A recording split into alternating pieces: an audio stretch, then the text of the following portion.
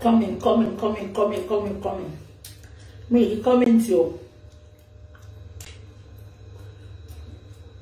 I'm not seeing any comments yo.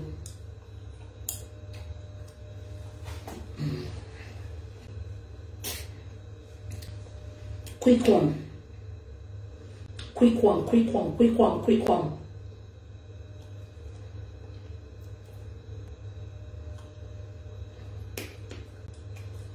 Mo ti ẹ̀ title ọ̀rọ̀ mi. Ṣùgbọ́n ọ̀rọ̀ tó ń lọ lórí social media mo fẹ́ sọ̀rọ̀ nípa ẹ̀. Oh, my darling sister, ẹ̀gbọ́n mi dògo, Lizzy Anjorin, her husband and the ex-wife. Oh, mo fẹ́ sọ̀rọ̀ lórí ẹ̀. Ẹ show some love. Ẹ show some love. Tẹ́ bá wà lórí ìlà. How many online? How many watching? I'm beyond for body. Only watch is watch. WATCH, not WASHING. Kíyàn wo nǹkan, ó yàtọ̀ sí kíyàn fọ nǹkan. Many of you, ẹ bá ṣe watch. Watch is WATCH, not wash. Fabo, welcome on board. Sisa wuri tam tam. Kissing ile. Coming. Ewole. My bẹ̀rẹ̀ it's a quick one. Yeah. It's a quick one. Me, the music in bit more, so bear with me, please. Ọ̀rọ̀ tó ń lọ lórí social media ni. Tí bá ní kí n ṣe bẹ́ẹ̀ tí ò rí, má jẹ̀bi. Ọ̀rọ̀ dẹ̀ kí n tóbi ká fọ bẹ́ẹ̀ bú, ẹnu náà la máa fi sọ. Ọ̀rọ̀ nípa ẹ̀gbọ́n mi dògo, Lizzy Anjorin, ọkọ ẹ̀ àti ex wọn ni mo fẹ́ sọ lásán ẹ̀. Ẹ bá mi join, ẹ bá mi invite, ẹ bá mi share. It's not compulsory for you to share. If you don't want to share, don't share it, please. But Facebook ilé ọgbọ́n ni. A dẹ̀ gbọ́dọ̀ máa enlighten ara wa. Ẹni tó bá wà lórí social media yìí, tí ò bá kọ́gbọ́n, kò lè gbọ́n mọ́ tó máa fi kú. Kò lè gbọ́n mọ́ tó máa fi kú. Ma kick off nsìn. Ma kick off. Ṣé ti gbọ́? Mo kàn fẹ́ ká pọ̀ díẹ̀ sí because me, I don't like going back and forth when I'm doing my video. I want to go sàn láàárín. Ajé ni mo ní pẹ́ kọ́rọ̀ sàn láàárín. Ajé Àmọ̀dé not violence master. Alẹ́yìn tẹ́ wá ṣe Sister Tọ́lání, good afternoon. Ẹ̀yin tẹ́ wá comment mi ẹ ti ẹ̀ ṣe gbogbo ẹ̀ tẹ́ mọ́ mi létí Mọ̀dínà. Gbogbo yín ò kọ́ Mọ̀dínà o. Ẹ kọ́ Mọ̀dínà. Ọ̀rọ̀ tó ń lọ lọ́wọ́lọ́wọ́ ni mo ṣe bọ́ta. Ọ̀rọ̀ nípa ẹ̀gbọ́n mi dògo, my lovely sister Anjorin, ọkọ ẹ̀ àti ex Lizzy Anjorin mo fẹ́ sọ. Ẹni tó bá wà lórí social media tí ò bá kọ́gbọ́n kò lè gbọ́n mọ́ láyé. Kò lè gbọ́n mọ́. Ṣé ká carry on? Ṣé kí n bẹ̀rẹ̀? Ẹni tí ò bá fi ọ̀rọ̀ Facebook tí ò bá fi kọ́gbọ́n kò lè gbọ́n mọ́ láyé ẹ̀. Ẹ kò máa rò wípé orí Facebook ẹ kàn rò wípé pápá ìṣeré ni. Kò ń ṣe pápá ìṣeré o. Fáwọn tó wálé ayé wá wò wọn, ó lè jẹ́ pápá ìṣeré fún wọn. Ṣùgbọ́n fáwọn tó wálé ayé wá ṣe rere, gbogbo every minute là ń kọ́gbọ́n lórí social media. Àbí nǹkan tí mo sọ yìí. Gẹ́gẹ́ bí gbogbo yín ṣe mọ̀ mí, ẹ káàsán, ẹ káàárọ̀, ẹ káalẹ́, ó dàárọ̀. Gbogbo 4 corners of the world tẹ́ tí ń wò mí. Mo kí gbogbo yín, ẹ káàsán. Mo kí gbogbo yín, ẹ káàsán. Ẹ ṣé mo dúpẹ́, thanks for joining me. It's a quick one. Mo ní pẹ́. Mo sọ pé màá lo 3 hours sí mi àyàsán ni. Awuyewuye kan tí ń ṣẹlẹ̀ láti bí 3-4 days ago. Yeah? and bí gbogbo yín dẹ̀ ṣe mọ̀ mí, I'm a true sayer. Tó bá jẹ́ ìyá mi gan ló ṣẹ̀ tó jẹ̀bi, màá sọ fún pé ó jẹ̀bi. Tó bá jẹ́ ẹ̀gbọ́n mi ló ṣẹ̀ tó jẹ̀bi, màá sọ fún pé ó jẹ̀bi. Ọ̀rọ̀ kì í jẹ́ téèyàn ká má sọ. Mo ti sọ fún pé mi ò kí ń wo social media. I don't work me any time.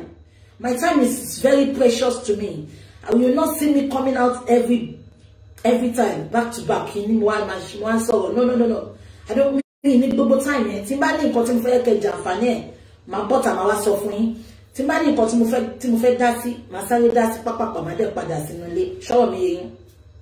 So I don't have that time. But ọ̀rọ̀ yẹn ti ń ṣẹlẹ̀ láti jẹta àbí jẹrin. Àwọn ọ̀rẹ́ mi tó mọ̀ pé mo like Lizzy Anjorin. Ṣé ń gbọ́ mi? Wọ́n pè mí, wọ́n ní mo tẹ̀ ní inbox message, inbox wà ní inbox mi gan. Sister Bukky, ẹ bá Lizzy Anjorin sọ̀rọ̀ bla bla bla. Mo ní kí ló ṣẹlẹ̀ because let me just clear the air now. Lizzy Anjorin, I was never a fan of Lizzy Anjorin. As a matter of fact, ṣé gbogbo àwọn eléyìí orí ìtàgé yẹn, èmi ò like wọn. Bí a mo lè sọ pé Fúnkẹ́ Akíndélé nìkan ni máa ń wò. Mo dẹ̀ like Fúnkẹ́ because ó funny sí mi. Ṣọ́ọ̀ mi yẹn. Gbogbo wọn tó kù mi kì í wò wọn because at the end of the day, eré wọn máa ń jọra wọn, ẹ ti mọ bí tó ń béèrè lọ. So I'm not really interested in orí ìtàgé. Anyway, so Lizzy Anjorin was and has never been my fan. Not until ìgbà tó wà ṣe wà lórí line ṣá. Ẹ bá mi top up, tẹ́ bá wà lórí line bí ọ̀rọ̀ bàbá Gaddafi, ẹ bá mi top up. Ẹ bá mi top up, tẹ́ bá wà lórí line tó mi ìrọ́wọ́ gbogbo yín o. But ìgbà tí ọ̀rọ̀ Tóyìn Àìmákò àtọ̀rọ̀ Lizzy ṣẹlẹ̀, èmi jẹ́ gẹ́gẹ́ bí ẹnìkan, mo like kí wọ́n máa come for you. Ṣé wọ́n pé wo bá yẹn? Àwọn èèyàn dìde sí Lizzy gan tó come for her. Àánú ẹ̀ ṣe mí. Mo come out. Mo dá sọ̀rọ̀ ẹ̀ as ọmọlúwàbí tèmi fi jẹ́. Mo dá sí. Láti ìgbà yẹn, mi ò bí mi àti ẹ̀ sọ̀rọ̀ rí. Ẹ̀ẹ̀kan láfta yẹn, èmi, Lizzy Anjorin àti KB, a ṣe 3-way call. A sọ̀rọ̀, mo dẹ̀ advice ẹ̀. That was it. Ṣẹ́rẹ́ mi bí ṣe wà mí tójú bọlé. Mi pé KB pé kó fún mi nọ́mbà Lizzy. Mi pé Lizzy pé fún mi nọ́mbà. Mo tí lé oge bí tó mi jẹ. Mi I know they do àtàché. Mi ṣe pé jẹ́ kí n súnmọ́ kán lè mọ̀ mí. I don't do it. Àwọn tó mọ̀ mí máa sọ fún yín. Èmi ò ṣàtàché. I don't do it. Àbí kò yé yín. Stars ò kì í struggle láti shine. Ibi tí mọ́lẹ̀ bá wà, ibẹ̀ ló bá ti tàn kárí ayé. Èmi ò ní máa ṣàtàché pé ẹ̀jẹ̀ súnmọ́ wọn kán lè mọ̀ mí. No. Orí tó gbé wáyé yàtọ̀ sórí tèmi gbé wáyé. So ìgbà tèmi àti Lizzy sọ̀rọ̀ tọ́njọ́ yẹn, that was it. Mi ìgbà nọ́mbà ẹ̀, bára wa sọ̀rọ̀, chat mọ́, mo ti sọ tèmi, mo ti kó ǹdí ẹ̀. But I kept celebrating her. Ìgbà tó ní ó sọ pé ó bímọ, ó ṣe ìyàwó, mo celebrate ẹ̀, mo send message sí, mo congratulate ẹ̀. Ìgbà tó bímọ náà, mo gbọ́ wọn sọ fún mi, mo celebrate ẹ̀. Ṣé ń gbọ́ mi o, ẹ máa gbọ́ mi o. So tẹ́ bá fẹ́ judge lọ́sàn yìí, I am not here to defend Lizzy. Mo sọ bí ṣe mọ̀ Lizzy ni. Ó wá jẹ́ ọmọ kan tó lálùbáríkà lára. Ó jẹ́ ọmọ kan tó máa ń gbọ́rọ̀ rẹ̀ balẹ̀. Mo like ẹni tó bá ní ìrẹ̀lẹ̀, ẹni tó bá ní humility, ẹni tó bá humble. Mo lè fi gbogbo ayé mi fún. She's so humble. You need to get close to her. Mo máa appreciate it. Mo máa send message ìgbà tó bí mo kí ó dúpẹ́ lọ́wọ́ mi. So ìgbà tá wúyẹ́wúyẹ́ yẹn wá ń ṣẹlẹ̀. Àwọn èèyàn wá send message sí mi pé BJ, mo mọ̀ pé èèyàn yín ni Lizzy o. Ẹ lọ bá Lizzy sọ̀rọ̀. Ó tún ti jáde fún Tóyìn. Èmi ò dẹ̀ ń wo àwọn chat. Kí ló ṣẹlẹ̀? Bó ló ti jáde ẹgbà mi? Kí ló tún ṣẹlẹ̀? Àwọn èèyàn ṣáà brief mi. Ẹsẹ̀kẹsẹ̀ mo pé KB ìjọ yẹn, mo ní KB, ètò ìlú ọmọ ìyá ọ̀ṣọ́ ọjọ́ ṣọlọ. Àti máa ń kọ́ bá Lizzy sọ̀rọ̀, KB ló jẹ́ kí n bá Lizzy sọ̀rọ̀. Ṣó ti eyín, wọ́n ṣe 3-way call. Mo ní KB, ṣe 3-way call, mo fẹ́ bá Lizzy sọ̀rọ̀, mo dẹ̀ fẹ́ kẹ́yìn náà wà bẹ́ẹ̀. KB ní òkè. Ìgbà tí KB máa fi pè mí, èmi ti wà lórí chat, KB náà ti ṣe chat. A ṣáà miss ara wa. ṣé ń gbọ́ mi ó wá di àná mo ń gbá wuyewuye pé wọ́n ní ex ọkọ Lizzy wọ́n ní ó ń lọ báwọn bloggers ó ń sọ gbogbo àṣírí tó ṣẹlẹ̀ bla bla bla nípa òun àtọkọ ẹ̀ àti Lizzy mo ní kílẹ̀ tí gẹ̀ yìí ṣe báyìí pé ká kọ́kọ́ máa gbé ọ̀rọ̀ family wa wá sórí social media èmi ò tiẹ̀ láìkí ẹ̀ èmi ò láìkí ẹ̀ nǹkan tá bá pè ní ọ̀rọ̀ family ni àdúgbò yẹn you don't bring ọ̀rọ̀ family sórí social media now wọ́n sọ pé gẹ́ẹ̀ yẹn lọ bá àwọn bloggers sí pé ó sọ pé ọkọ òun ò tọ́jú òun bí ṣe gbọ́rọ̀ yẹn inú bí mi mo náà bò lórí burúkú ni èmi ò kúkú nípa wọ́n bí ṣe sọ nìyẹn mo náà bò lórí burúkú ni mo náà mọ ìyàwó àtọkọ dá sílẹ̀ ṣé tọkọ bá mo ní ṣé tọkọ bá jáyàn sílẹ̀ mo ní kíyàn pìkẹ́ rẹ̀ kó padà lọ kó túnra ètò nínà kó bẹ̀rẹ̀ láti fi tó ti já sílẹ̀ èwo ni kó máa lọ bá blogger pé òun ò rówó oúnjẹ that's bullshit ipe tọkọ bá ti kú ńkọ́ ṣùgbọ́n máa live life ọ̀rọ̀ yẹn bí mi nú mo ṣáà observe mo ṣáà pick point ní gbogbo show tán ṣe mi ìwo show point of correction ọ̀rẹ́ mi ló wá sọ fún mi mo ṣáà pick point ọ̀rẹ́ mi ṣáà wò pé àti Bukky ẹ̀ sọ kankan ni mo nílò mi ti sọ̀rọ̀ mo observe ìgbà tó wá di ìjẹta wọ́n ní gẹ̀yìn sọ pé ebi ń pa àwọn wọn ti lé òun bọ́ta lé inú tẹ̀ kọ́kọ́ bí mi wọ́n ló lọ bá Gistlover mo ní olè ní gẹ̀ọ́ yẹn mo ní lọ bá Gistlover because ó ti mọ̀ pé ìyàwó ọba Ọ̀yọ́ tán lé síta ń jọ sí orí Gistlover lọ ti dáwó fún mo ní òun náà fẹ́ yẹ kán dáwó fún un anyway ìgbà tí máa fi rí ṣá mo rí pọ́n ní Lizzy ṣe show lórí Instagram kí ni lady túbọ̀ ta ń sọ o mo bá lọ join ṣé ń gbọ́ mi kò ní dá ayé ìwọ tó ní ìgbà ọmọ abáyẹn ayé ò ní dá olórí burúkú sáwọn ọkùnrin náà kọ́ ni àwọn kọ́ ló ń lo jìbìtì kiri àwọn olórí burúkú tí mo yí lẹ́yẹ bọ̀ lápò ni ìgbà ọmọ mari ikú ló máa pa ẹ̀ bó ṣe bèrè ìgbà tí mama rí yẹn olórí burúkú olóògbọ́dọ̀ àbá ẹ̀ wá kí n fẹ́ aṣèrè aláyé bàjẹ́ is it about marriage ẹ̀ ní kúure ìwọ tó bá tún kọ́ nǹkan pé ìgbà ọmọ mari ìjọ tí ìyá ẹ̀ àti bàbá ẹ̀ bá kú ni mama rí ẹ̀yin olórí burúkú ẹ̀yin aṣèrè ṣé mo sunkún pé ebi ọkọ ń pa mí ni ò ní kúre fún question tó béèrè yẹn coronavirus ló máa pa ẹ́ Indian virus ló máa pa ẹ́ olóṣì ọmọ àlè ẹ̀yin olóṣì tínú yóò dúnú marriage tẹwà tẹ́ ń ṣorí burúkú kiri wọ́n ti dáná bí mi anyway ẹ jẹ́ kí n máa sọ̀rọ̀ mi lọ.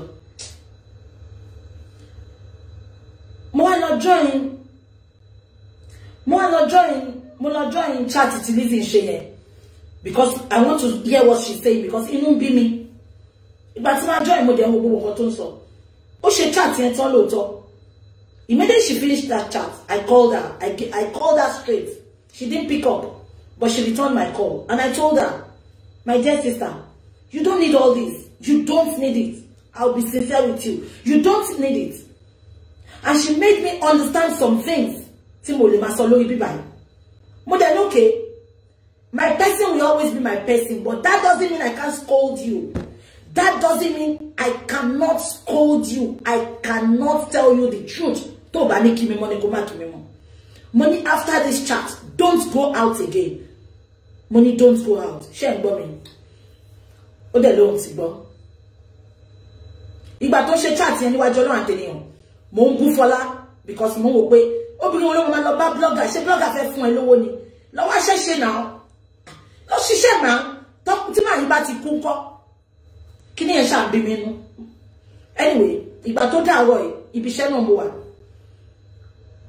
bọ́ọ̀rẹ̀ mi ṣe pè mí nìyẹn BJ kébí ẹ dúró sórí chat yìí o ẹjọ́ máa pè é BJ kí ló ṣẹlẹ̀ mo ní kí ló ṣẹlẹ̀ ó ní story omi ti kẹ̀yìn wọ̀gbìn lẹ́nu kí ló ṣẹlẹ̀ ó ní mọ́mí aláṣọ àdúrà ń play voice note kan ìpọ̀kọ̀ Lizzy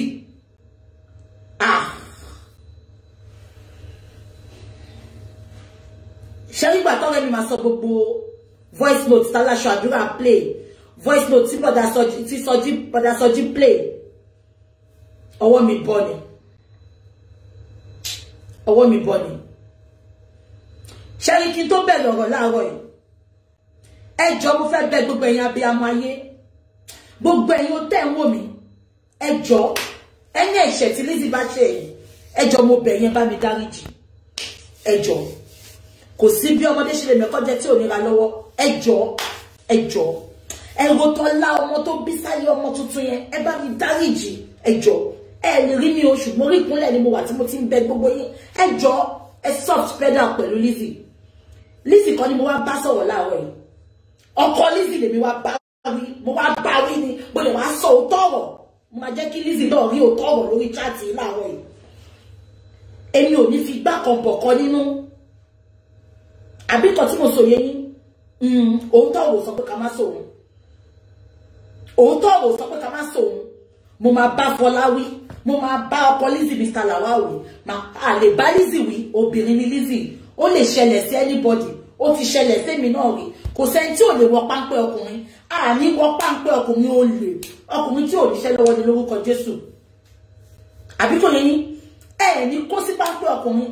Ayé ò ní tìyín. Societal force. Kò ní sún yín lọ fẹ́ tí ò jẹ́ kẹfẹ́. Kò ní sún yín lọ fẹ́ aláìníṣẹ́ lọ́wọ́ ọkùnrin. Am I communicating? Mo máa fọ́ gbogbo table, máa fọ́ gbogbo lé table láàárọ̀. I don't care. Lizzy is my sister. I will talk to her. I'm not going to call her behind the camera and talk to her. Nínú VN yẹn. Ṣé ń gbọ́ mi? Nínú VN yẹn. Nínú voice note yẹn. Mi mo bá ṣe ń sọ̀rọ̀. Ẹ lọ gbọ́ voice note yẹn lọ́dọ̀ Bọ̀dá Sọjí. Kẹ̀dẹ̀ lọ gbọ́ lọ́dọ̀ Mọ́mí Aláṣọ Àdúrà. Nǹkan tí mo deduct nínú voice note yẹn. Ṣé ń gbọ́ mi? Lizzy wanted love. She found love. She never knew the guy was a play guy. She never knew the guy. Lizzy ò mọ̀ pé bọ̀bọ́ yẹn ó ní plan B. Ẹ má jẹ́ ká bú Lizzy o. Ẹ má jẹ́ ká bú Lizzy. Ẹ jọ̀ọ́ nítorí Ọlọ́run. Ẹ jọ̀ọ́ nítorí Ọlọ́run. Don't worry, you cannot do that. Don't worry. I'm gonna settle Lizzy and Toyin. Kò ní sí jà nǹkan tó jẹ́ kí ìyá Ìsábọ̀dù ṣe nìyẹn tó jẹ́ pé wọ́n wá fún Lizzy. Ṣe bá gbàlagbà là ń pè yín. Ọmọdé méjì ń jà ó jẹ́ kí parí ìjà kó jẹ́ kí tó máa tako sí ìyá. Ṣùgbọ́n ọ̀rọ̀ ìyá Ìsábọ̀dù ẹ fìyà lẹ̀ sí mi ò tí ì rọ̀rọ̀ ìyá sọ. Ọkọ Lizzy mo wá bá sọ̀rọ̀ láàárọ̀. Lizzy ń wá ìfẹ́. Ẹ̀yin olórí burúkú iná dẹ̀ lè máa ń tìyàn kiri. Ẹ̀yin olórí burúkú ilẹ̀ máa ń tìyàn kiri. Ìtorí mo ti bẹ̀rẹ̀ chat láàárọ̀ yìí. Gbogbo yín ti sọ pé ìgbà wo ló máa marry ẹ̀ ní kú. Àní tí ìyá ayé àti bàbá yín bá ti kú. Ìgbà ẹni máa marry. Àbí kò yé yín? Lizzy ó ń wá ìfẹ́ ní bí gbogbo obìnrin ṣe ń wá ìfẹ́ òótọ́, ìfẹ́ àìṣẹ̀tàn. According to the voice note. Ṣé ń gbọ́ mi? If you come and ask me stupid question here, I will block you. Kẹ́ kó rí burúkú dànù. Mi ìsọ̀rọ̀ tó yàn sí Lizzy. Anything tó bá transfer láàrin wọn, a máa parí ẹ̀. Nǹkan tí mo mọ̀ nìyẹn. Ẹ kó ṣì lọ. Ọ̀rọ̀ Mr. Lawal ni wá sọ mí báyìí. Àbí kò yé yín? Ẹ jẹ́ kí n máa sọ̀rọ̀ mi lọ. Lizzy ń wá ìfẹ́ bí ọmọbìnrin. Mr. Lawal dẹ̀ wá sí, ó rìn fásíkò. Ó fi pé òun lè love ẹ̀. Anybody can fall in love. Ẹ má ever sọ pé kò lè ṣẹlẹ̀ sí. Kò sẹ́ni tí ó lè ṣẹlẹ̀ sí. Kò sẹ́ni tí ó lè ṣẹlẹ̀ sí. Now Mr. Lawal, ọkọ Lizzy. Mi mọ̀ bó ṣe pàdé Lizzy mi dẹ̀ fẹ́ mọ̀. Ó meet Lizzy. Ó rí Bíọ́lá ńlẹ̀, ó rí owó ńlẹ̀. Ṣé rí bí tí Mr. Lawal yóò tẹ̀? Mo sọ yóò Lizzy. I will come for your husband this afternoon. I will come for him. I will tell him the truth. And not your husband alone. Gbogbo ọkùnrin tí ò bá fi níṣẹ́ lọ́wọ́. Gbogbo ẹ̀yin olórí burúkú ọkùnrin tó yẹ pé obìnrin ló máa bọ́ yín. Ẹ̀yin olóṣì. Tó yẹ pé okó yín lẹ fi ń da ìlú rú kiri. Ṣé omi tó kọ Lizzy ò tẹ̀sí kọ́kọ́ jọ èmi lójú mo sọ́rí o. ìgbà tó ti jẹ́ pọ́kọ Lizzy ló kó lọ bá Lizzy ẹ̀yin ará Ìbàdàn mo sọ́rí o nǹkan tára Oǹdó lè ṣe nìyẹn kí ará Oǹdó yẹn máa ṣàlẹ̀ jẹ kó máa tọrọ jẹ nínú yàrá kan ó máa sọ fún ẹ agídí Oǹdó agídí ló máa pa wá á sọ fún ẹ pé àbíkò yìí á sọ fún ẹ pé kàkà kó òun kó wá sínú ilé ẹ̀wọ́ ló máa kó wá sínú òun kàkà bẹ́ẹ̀ kó kúrò lé yẹ kẹjọ lọ gba ilé mi ṣẹ́rí Lizzy Anjorin ṣó mọ́ bí tí àpọ́nlé ò ti lè sí fún ọkọ ẹ̀ ìgbà tó ti jẹ́ pé òun ló kó wá bá ẹ̀ yẹn fair enough you cannot leave your house to go to him you can't ṣorí ìgbà yẹn náà ti kọ́kọ́ ní pọ̀ ọkùnrin yẹn lé ọkùnrin tó bá lọ kó bá obìnrin nílẹ̀ Yorùbá kò sí ìkọ́tẹ́lẹ̀ pé if you come tell us it's Dangote people no go believe you let him be the one feeding you people will not believe you the fact that he has come to live with you reverse used to be the case am I communicating wọn ò lè pọ́nlé. According to voice note mo ń gbọ́ lẹ́dọ̀ ọ̀bọ̀dá Sọjí ní ọ̀sán yìí mo ń gbọ́ tí FC ọkọ Lizzy tó bá jẹ́ pé wá play Lizzy ni sórí èmi personally máa drag yẹ ò ní ṣerú ẹ̀ mọ́ èmi tí mo sọ bẹ́ẹ̀ fún ẹ̀yìn mo yìí ní kọ́ bá mi ṣe findings mi Mr. Lawal ẹ bá mi pè wọ́n kọ́ bọ́ síbí Mr. Lawal tí n bá ṣe findings mi tó jẹ́ pé gbogbo lọ ló jìbìtì fún Lizzy níṣẹ́ máa drag ẹ máa tì kábọ̀ yín lójú máa ṣe ní yàmàyàmà olè ló ń pè bẹ́ẹ̀ olè àbíkọ́ tí mo sọ yẹn ìgbà tó ti jẹ́ pé nǹkan lẹ kọ́kọ́ lọ kó bá Lizzy yẹn ẹ ti disappoint ara yín ẹ bá mi dì ẹ́ mú number 1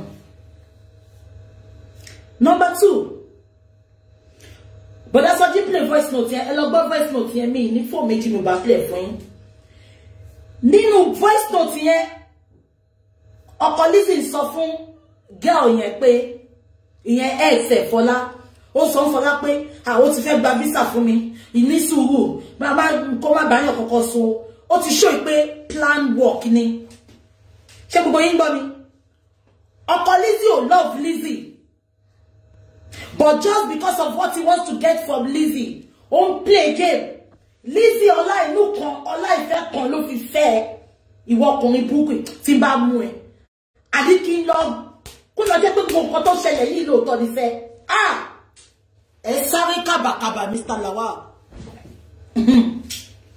ẹ jẹ́ máa sọ̀rọ̀ mi lọ now Lizzy wá rò bóun ti rí ìfẹ́ àṣé Mr. Lawal ó sọ fún Fọlá pé òun ti rí gold digger òun ti rí Lizzy o Lizzy Anjorin popular lady ni o she's influential o ìwọ má sọ̀rọ̀ o tó bá ti corporate ara ẹ̀ la máa ti kọ́lé ara ẹ̀ láti máa ra mọ́tò ara ẹ̀ láti máa ní gbogbo nǹkan ọkùnrin yóò máa burú o ìtúrò ẹ̀ mo ṣe sọ fẹ́yìn obìnrin pé kò sẹ́ni tí ò lè ṣe àní kó sọ́fìn ayé àní kó sí páńpẹ́ ayé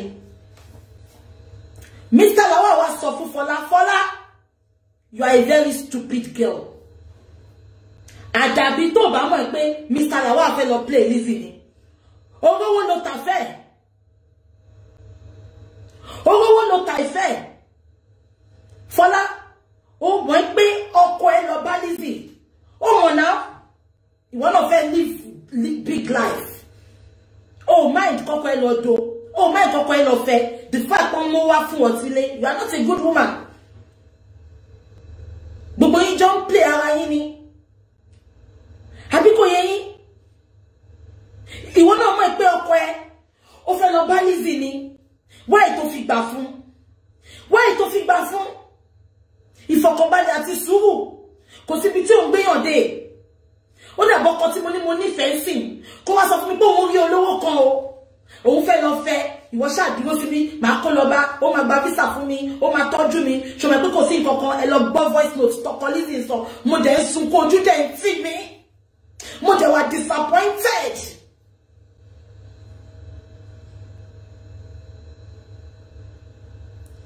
àwọn èèyàn ní Fọlá wà àwẹ̀ ṣẹ́ṣẹ́ pé Fọlá wà àwẹ̀ ṣá. Only Fọlá is not Mr. Lawal's ex. They are still together. Exactly. Ẹ jẹ́ kí n sọ kí nìkan fún yín lẹ́nu mo ti ṣe show yìí nígbà tí máa ń ṣe show. Gbogbo obìnrin tó bá náwó fún ọkùnrin láyé yìí ọkùnrin ò rí ní àsìyàwó ó ń rí wa as ìyá wọn. Ṣàrí bí Lizzy ṣe ń náwó fọ́kọ ẹ̀yẹn kó má yà yín lẹ́nu pé Mr. Lawal gan máa love Fọlá ju Lizzy lọ. Ṣé gbọ́ mi abẹ́ dáhùn? Gbogbo obìnrin tó bá náwó back to back fọkùnrin ọkùnrin òkìrí wà síyàwó wọn o. Ìyá mi náà máa pè yín. Ìyá mi because wọ́n rí yín àsì ìyá wọn ni. Àwa yà yín lẹ́nu pé ẹni tí ò náwó fún wọn rárá òun ló máa love nǹkan tó ṣẹlẹ̀ sí nǹkan nìyẹn. Lizzy is not buying her husband with money. Lizzy thought she found love. Lizzy made him. Lizzy picked him from grass, from nobody to somebody. It is just a pity. I don't blame Lizzy. Ṣé Lizzy tó jáde tó bọ́ta tó sọ̀rọ̀. Ọkùnrin olórí burúkú ni wọ́n. Òun ló máa ti Lizzy pé lọ́jà fún mi. Meanwhile, ẹ wo àná voice note tí Mọ́mí Aláṣọ Àdúrà play. Àná ló ìṣẹ̀lẹ̀, àná tí Lizzy ń jà lọ́wọ́. Àbí kò yín? Okay, mo ti gbọ́ wọ́n ní Fọlá ọmọ. Mo ti gbọ́, ẹ jẹ́ kí n gbà pé Fọlá ọmọ. Okay, mo ní bú Fọlá mọ́. Àná tí Lizzy ń jà lọ́wọ́. Àṣé Mr. Lawal ti pe Fọlá. Ó ti pe Fọlá pé mo ń bọ̀ wá rí ẹ. Ẹ wo bí ọmọ Fọlá yẹn ṣe ń bá sọ̀rọ̀ with respect. Ẹ wo tone. Sister Kawo Peter ẹ bá mi sọ fún wọn kọjọ ẹjọ ẹjẹbùrẹ ẹ má bú Lizzy mọ́ kò sí nǹkan kò sẹ́ni tí ò lè ṣe ẹjọ gbogbo yẹn lọ gbọ́ voice note mo ti gbọ́ ẹ sọ pé Fọlá ọmọ mo ti gbọ́ gbogbo yẹn lọ gbọ́ voice note ẹ lọ gbọ́ voice note tí Mr. Lawal tó fi bá Fọlá sọ̀rọ̀ ẹ wo ọmọ Fọlá yẹn tún fún ní respect ṣé kí n ṣọ́ọ̀kì Mr. Lawal yìí ń do Fọlá tó bá lóhùn òdo kó jẹ́ kí n gbá ilá síta kó fi búra tó bá lóhùn òdo Fọlá ó kàn dùn mí ni ó ti jẹ́ kí sísítà mi ẹ̀gbọ́n mi dògo yẹ. Jesse, you're only on till 2. It's 3 o'clock now.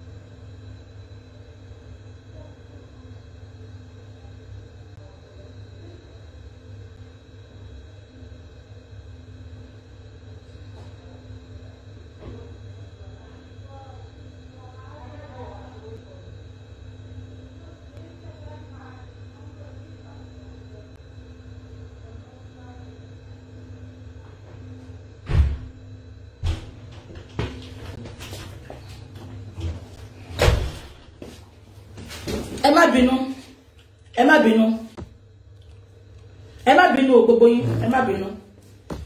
Now gbogbo yín ẹ lọ wo fídíò tí Mọ́mí Aláṣọ Àdúrà tó ń sọ pé wọ́n play ẹ lọ wo tone tí Mr. Lawal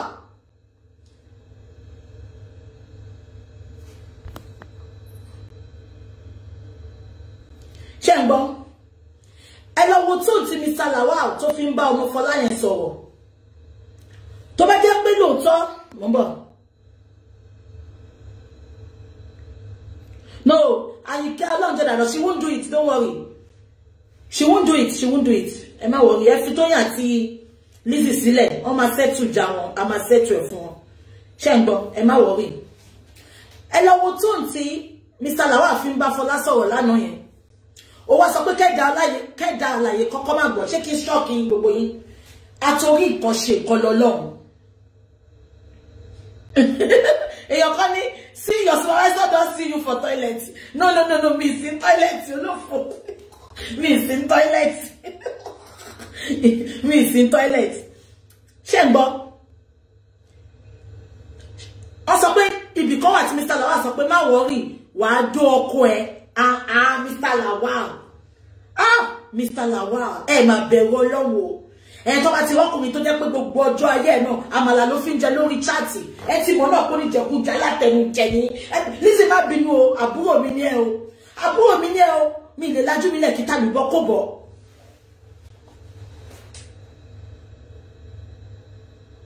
Ó ti ṣó pé Jẹ̀mílì ó nífẹ̀ẹ́ Fọlá. Owó ló lọ gbà lọ́wọ́ Lizzy. Ayé mà burú o. Ayé mà níkà o. Ẹ lọ gbọ́ voice note ọ̀dọ̀ Sọjí, ẹ lọ gbọ́ voice note ọ̀dọ̀ ọmọ mi aláṣọ àdúrà. Ọwọ́ mi bọ́ láàárọ̀ ẹ̀ ni mo wà ń bí iṣẹ́, mo ò lè ṣiṣẹ́. Ó rẹ̀ mí sára, mo ní kí ló dé? Ayé ṣe níkà báyìí. Mo láyé ṣe níkà báyìí, kí ló dé? Mr. Lawal, kí lobìnrin ń wá tí Lizzy ò fún ẹ? Wá dẹ̀ sọ fún Lizzy jọ̀ọ́, mo níyàwó tí mo nífẹ̀ẹ́ o. Ní àlè fẹ́ra délédélé. Olè, ọ̀lẹ. Ṣé kí tọ́kùnrin bá ti wà tí ò bá ti níṣẹ́, tí ò bá ti ní. Èmi mẹ́pọ̀ ọkọ ní gbogbo nǹkan tí Lizzy sọ pé ó nìyẹn. Èmi náà lè ṣe. Gbogbo nǹkan tí Lizzy ṣe yẹn, èmi gan lè ṣe fọ́kùnrin. Àwọn tó bá mọ̀ mí á sọ fún yín.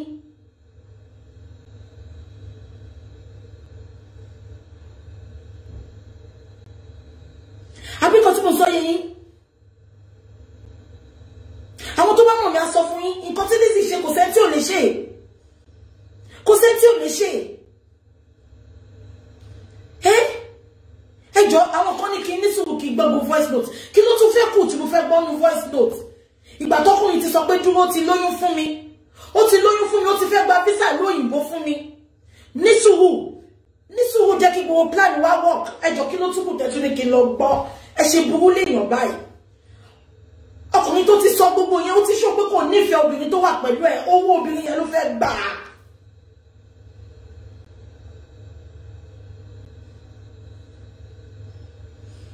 Okay, wọ́n ní Lizzy jù mí lọ. Okay. I get it.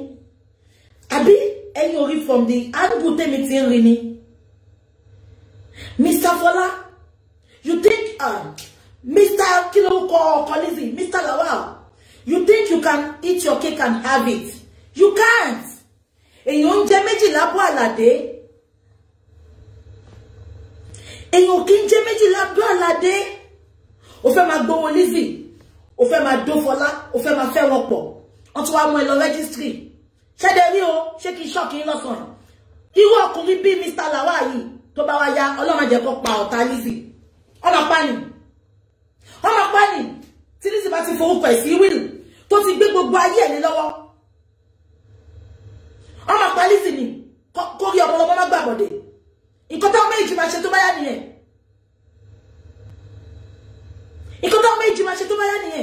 Ọmọ pa Lizzy ni. Because ó ti forúkọ ẹ̀ sí iṣẹ́, ó ti forúkọ ẹ̀ sí gbogbo nǹkan láyé yìí. Ó máa make sure, ó máa kí wọ́n American film ni. Èmi wá àwọn Yorùbá film olórí burúkú yín yẹn o. American film, nǹkan tó ṣẹlẹ̀ gangan. Mo ti wò nínú film America rí. Wọ́n pa obìnrin yẹn ni. Girlfriend, ìyàwó yẹn àti ọkọ ẹ̀. Wọ́n pa obìnrin tó ń kówó fún màá yẹn. Wọ́n pa. Mr. Lawal never loved Lizzy. Exactly.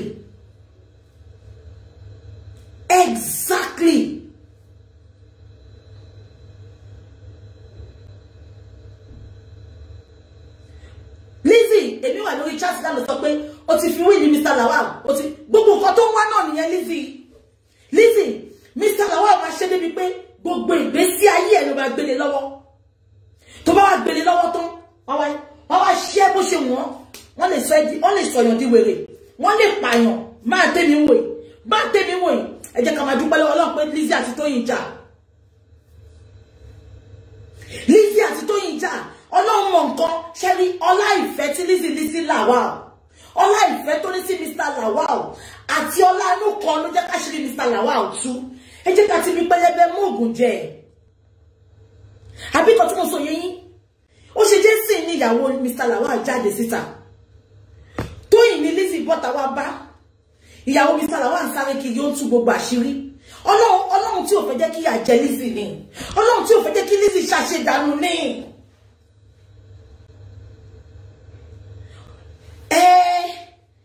money àtòrí nǹkan ṣe nǹkan okay sister Tola sọ pé BJ I have a question for you. Lizzy said she has been friends with Mr. Lawal for years. Ẹ fi àǹtí Tọ́lá ní ṣé kí ṣọ́ọ̀kì obìnrin ní gbogbo wa náà gbogbo wa máa bọ́ta máa cover ọkùnrin yẹn up náà tí n bá mọ ọkùnrin lẹ́nu ṣe expect kí n bọ́ta kí wọ́n sọ fún pé èyí ni mo mọ ọkùnrin yẹn ni wọ́n lè ti mọ́ra ti pẹ́ but Lizzy ló ń tọ́jú lé Lizzy ló ń ṣe gbogbo nǹkan àṣírí ti tú lẹ́ni náà àṣírí ti tú ẹ wo gbogbo ọ̀rọ̀ tí màá yí sọ síta ojú dẹ̀ ń tì mí mọ́ ànínú bí iṣẹ́ mo dẹ̀ sunkún mo dẹ̀ lọ sunkún mo ní kí ló dé táwọn ọkùnrin rí báyìí ẹ jẹun àwọn ẹ̀jẹ̀ tọ̀sán àrí kí á tẹ́ àmàlà fún yín ẹ jẹ bọ̀kọ̀tọ̀ ẹ jẹ ṣàkì wọ́n á wáṣọ sí yín lọ́rùn wọ́n tún ṣí kálọ̀tì fún yín wọ́n tún ṣí káwọ̀ṣì fún yín kí ló dé Mr. Lawal kí ló dé ẹ padà lọ bá Fọlá Lizzy náà dẹ̀ tí mo bí tẹ́ ẹ lọ ó bá mú yín lọ registry. It is not about registry, my dear sister. It is not about registry. Ṣé kí ṣọ́ọ̀kì yín òbí mo fọkùnrin sọ pé kó lọ́ọ̀bẹ ọkùnrin mọ ẹ lọ registry sọ pé kó lọ́ọ̀bẹ ọkùnrin ló mọ ẹ tó lọ́ọ̀bẹ ọkùnrin ló mọ bí tí àtẹ wà ó máa pa Lizzy sára ni ó máa pa sára ó máa pa sára ó máa pa sára ọkùnrin tó lè sọ pé ó ti fẹ́ bá mi gba visa Mr. Lawal bẹ́ẹ̀ lè ṣe useless tó ni bẹ́ẹ̀ lè ṣe níláárí tó ni visa èlò ló ń gba visa àdàfin àti wùmíwùmí Ọlọ́run fẹ́ jẹ́ káṣírí tú ni lọ́lọ́run ṣe tètè jẹ́ káṣírí Mr. Lawal tú síta báyìí káláṣírí yẹn ò tètè tú síta ó máa pa Lizzy sáyé ó máa pa sáyé ni ó máa pa sáyé ni tó bá ti gbà gbogbo nǹkan tó fẹ́ gbà lọ́wọ́ ẹ̀ wọ́n máa sọ pé wọ́n gbọ́mọ lọ́wọ́ kiri o wọ́n ń gbé kiri o ẹ̀rí tọ́lá ló fẹ́ lọ ṣe surrogate tó fẹ́ ṣe gbogbo ẹ̀ ó ti gán abẹ́rẹ́ ìgbà tó gán abẹ́rẹ́ tí ò kọ́kọ́ jẹ́ kọ́ ọmọ yẹn bí kó lóyún yẹn á ti wò pé ọmọ yóò ní ṣe nǹkan tí mo fẹ́ o abẹ́ ẹ̀gbọ́n ni ó ti lóyún fún mi ó máa gba visa fún mi I'm disappointed. Gbogbo yín.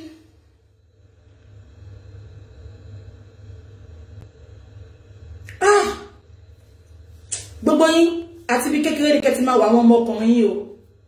Mo máa sọ kíní kan fún àwọn èèyàn. Ọmọ mi. Latest iPhone mo bá fún. Èmi àti ẹ wá ní misunderstanding. Ṣé pé latest iPhone yẹn ó kọ sí mi lọ́wọ́? Ó kọ sí mi lọ́wọ́ sọ pé mo fẹ́. Ṣé mo wá inú mi dẹ̀ dùn ó sọ pé you cannot buy my son ó lè buy ọmọ mi ọkùnrin tó jẹ́ pé tó bá ti lè buy ọkùnrin lórí burúkú tí ò lálùbárí kálá ni ọkùnrin tó jẹ́ pé tó bá ti ń fún ló ń gbà lọ́wọ́ obìnrin ló ń gbà ilẹ̀kùn tí ẹ gbà ní ẹ má fẹ́ wọ ọkùnrin bẹ́ẹ̀ yẹn ọkùnrin tó bá gbà lọ́wọ́ yín ìjọ tí ò bá sí mọ́ àti lọ bẹ́ẹ̀ lómi bó tiẹ̀ wà lọ́wọ́ yín gan a fẹ́ gbà bí a fẹ́ gbà lọ́hùn a fẹ́ gbà lẹ́ wíwẹ̀.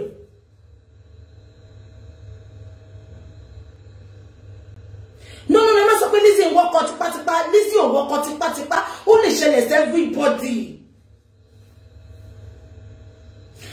Èèyàn kan sọ pé but Lizzy should know this will happen. Ẹ má sọ bẹ́ẹ̀ torí kò tí ì ṣẹlẹ̀ sí yín ní ìyá mi. Tó bá ṣẹlẹ̀ sí yín ọkùnrin ló manipulate jù láyé especially tó bá mọ̀ pé ẹ wà nínú ìfẹ́. Tí ọkùnrin bá mọ̀ pé ẹ yóò fẹ́ àwọn ó máa ní kẹ́ lọ pàyà yín tẹ́ bá fi pàyà yín ẹ̀ nímọ̀ ṣé gbogbo èyí tí Lizzy ń ṣe yẹn Bọ̀bọ́ yẹn ló wà ń díẹ̀. Ó dẹ̀ ti Lizzy. Ó dẹ̀ lọ bá Fọlá sọ nǹkan mi. You are a wicked man, Mr. Lawal. Ẹ tó bá ti láwọn ará Ìbàdàn. Ṣé káwọn ará Ìbàdàn? Mi ẹ má jẹ sọ.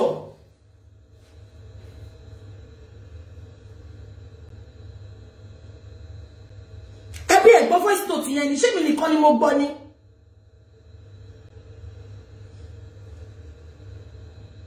Ẹ lọ gbọ́ voice note yẹn. Ó ti lóyún. Ó máa gba visa fún mi. Mo máa travel. Voice note yẹn wà ní ọlọ́wọ́ gbọgbọrọ. Ó dẹ̀ wà lọ́dọ̀ Mọ́mì Aláṣọ Àdúrà.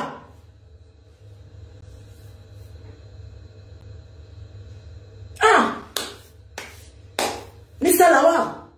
Mr. Lawal. Mr. Lawal. Ẹ̀mẹ́ta ni mo pè yín. Kò ṣe ìpè ọ̀run, ìpè ayé ni. Mr. Lawal. Mo yìí ṣe àwọn findings kan. Ẹni jẹ́ tán. Ẹ̀yin ni máa fi ṣàríkọ́gbọ́n fún gbogbo ọkùnrin tó kù.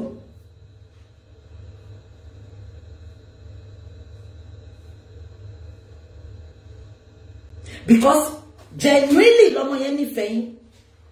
Genuinely ló gbé gbogbo ayé ẹ̀ fún yín. Wọ́n wá gba gbogbo nǹkan ọmọ lọ́mọ tán. Sell out. That VN was sell out. Mommy ẹni aláṣẹ kìí ṣọ́kì yín. Lizzy gan lè mọ̀ kó ṣe bẹ́ẹ̀ tí ó mọ̀. Obìnrin ni wá náà.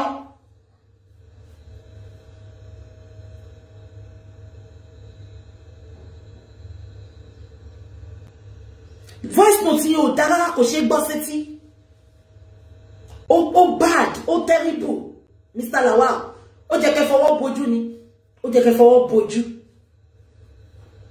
Èmi náà ti mọ̀. Lizzy, àwọn kan ní Lizzy force ara ẹ̀ sórí bọ̀bọ̀ yẹn. Èèyàn kì í force ara yàn sọ́kùnrin. Ó lè lọ́kùnrin yẹn, ó lè. Owó Lizzy ló lọ gbàṣẹ́. So tí bá force yín pé kẹ́ wá jó mi sìn. Tóko yín ò bá lè sí mi, ṣé mo fẹ́ force oko yín wọnú òbò mi ni? Let's be real. Lizzy ò force ara ẹ̀. Bọ̀bọ̀ yẹn rí Lizzy, ó rí pé fine. Òun lè dig nǹkan lára ẹ̀. Ó tún bá tẹsẹ̀ lébọ̀. Ó tún tẹsẹ̀ lébọ̀.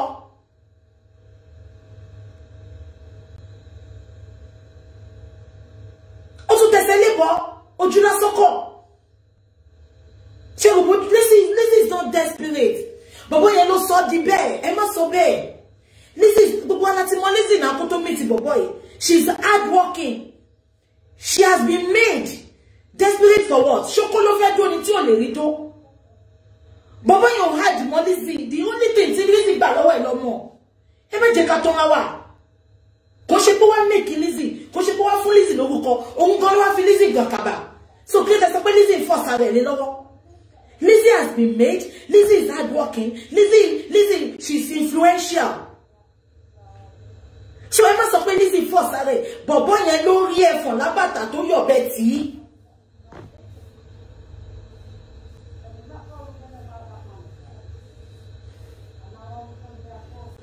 Ìtòyè mo ṣe ń bẹ gbogbo yẹn ẹjọ́ torí Ọlọ́run. Ẹ soft pedal fún Lizzy. Ẹjọ́. Ẹ má bú Lizzy, kò sẹ́ tí ò lè ṣe. Ó lè ṣẹlẹ̀ sí ẹ, ó lè ṣẹlẹ̀ sí mi. When it comes to ọkùnrin smart gan. Wọ́n máa lo oògùn, wọ́n máa lo gbogbo ẹ̀.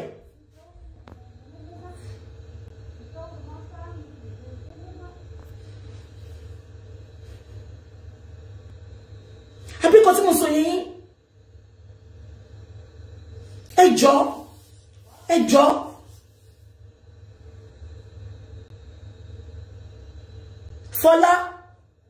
Fọlá. Wọ́n sọ pé o mọ̀ lóòótọ́, but eventually o wá mọ̀. Ọkọ tó bá nífẹ̀ẹ́ kò ní fiẹ́lẹ̀ tó dẹ̀ jẹ́ kó mọ ẹni tó lọ ń dó. Kò ní fiẹ́lẹ̀.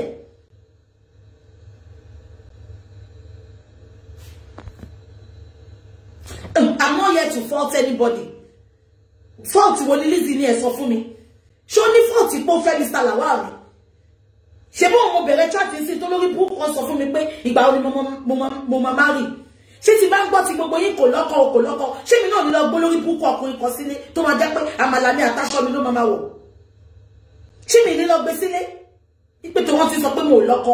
obìnrin gbọ́dọ̀ jẹ́ kó rí ẹ pé a gbọ́dọ̀ jẹ́ kó rí wá pé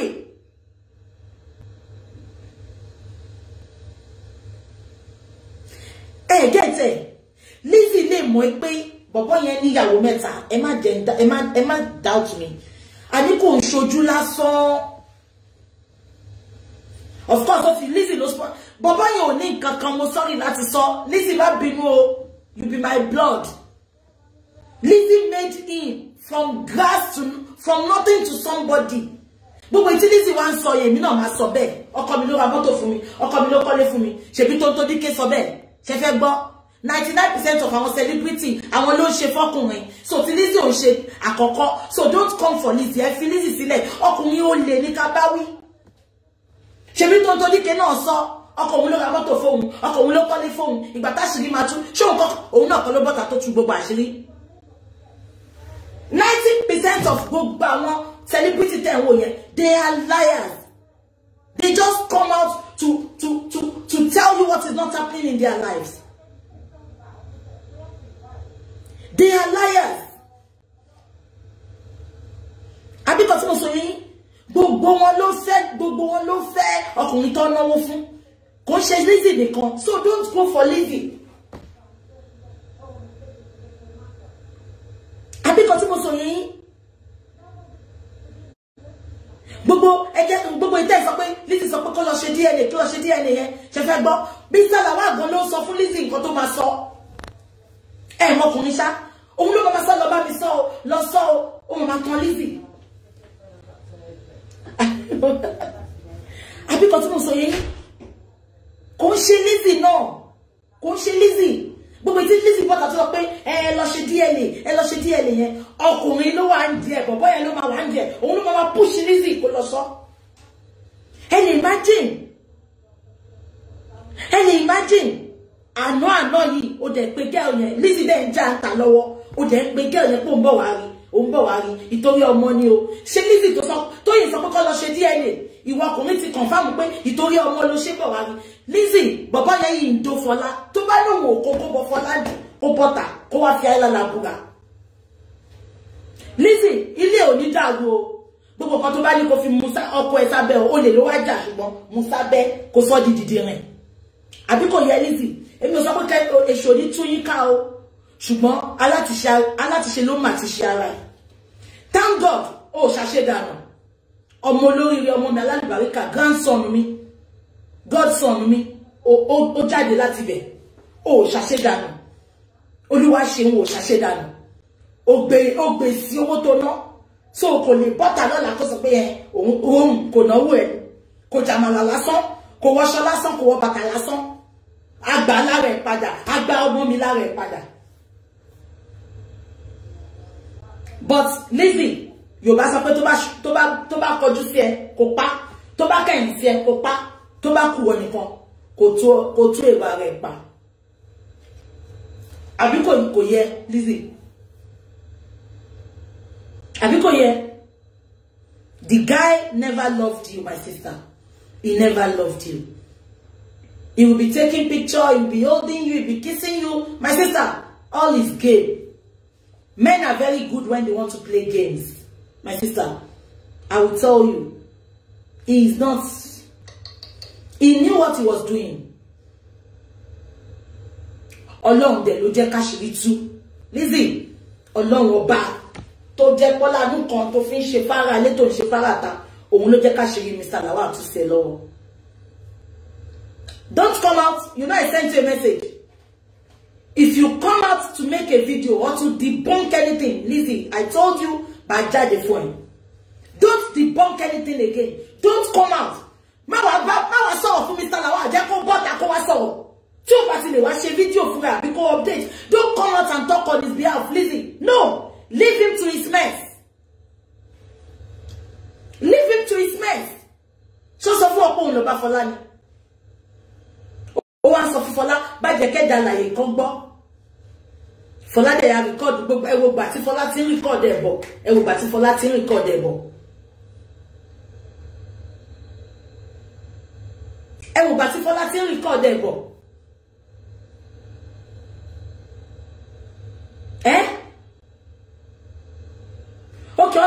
ọmọ mi.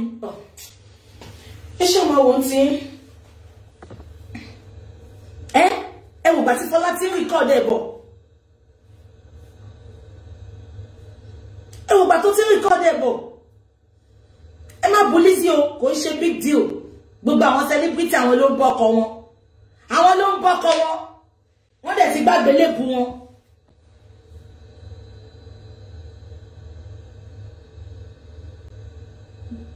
Lizzy, I have told you and I have told you again. Don't come out to make any video again to talk on his behalf. Don't. Let him come and clear his mess. Don't talk for him. Go and look after my daughter, my princess. You have a lot on your hand. Your hand is so full. Go sort yourself out. Fi Mr. Lawal pẹ̀lú mess e ko ma ìdọ̀tí e ko ma dọ̀tí ara ẹ lọ. Tó bá pe Lizzy wọ́n máa sọ poko Lizzy ni alala lala. Àwọn èèyàn rí pé help ẹ ni. O help condition ẹ ni. Wọ́n bá bu ẹ obìnrin tí ó ti issue ẹ rí ló máa bu ẹ. Èmi ò lè bu ẹ. Gbogbo àwọn tó ń sọ̀rọ̀ tó ṣe yìí náà, gbogbo wọn náà ló ti dáwó fọ́kùnrin rí. Exactly, Sister Carol. Lateef Lawal is a sellout. He sold Lizzy out. Ìyẹn ló máa wá gorí mi. Wàláì, ọ̀tá pìàpìà ni máa fi gé okó ẹ̀.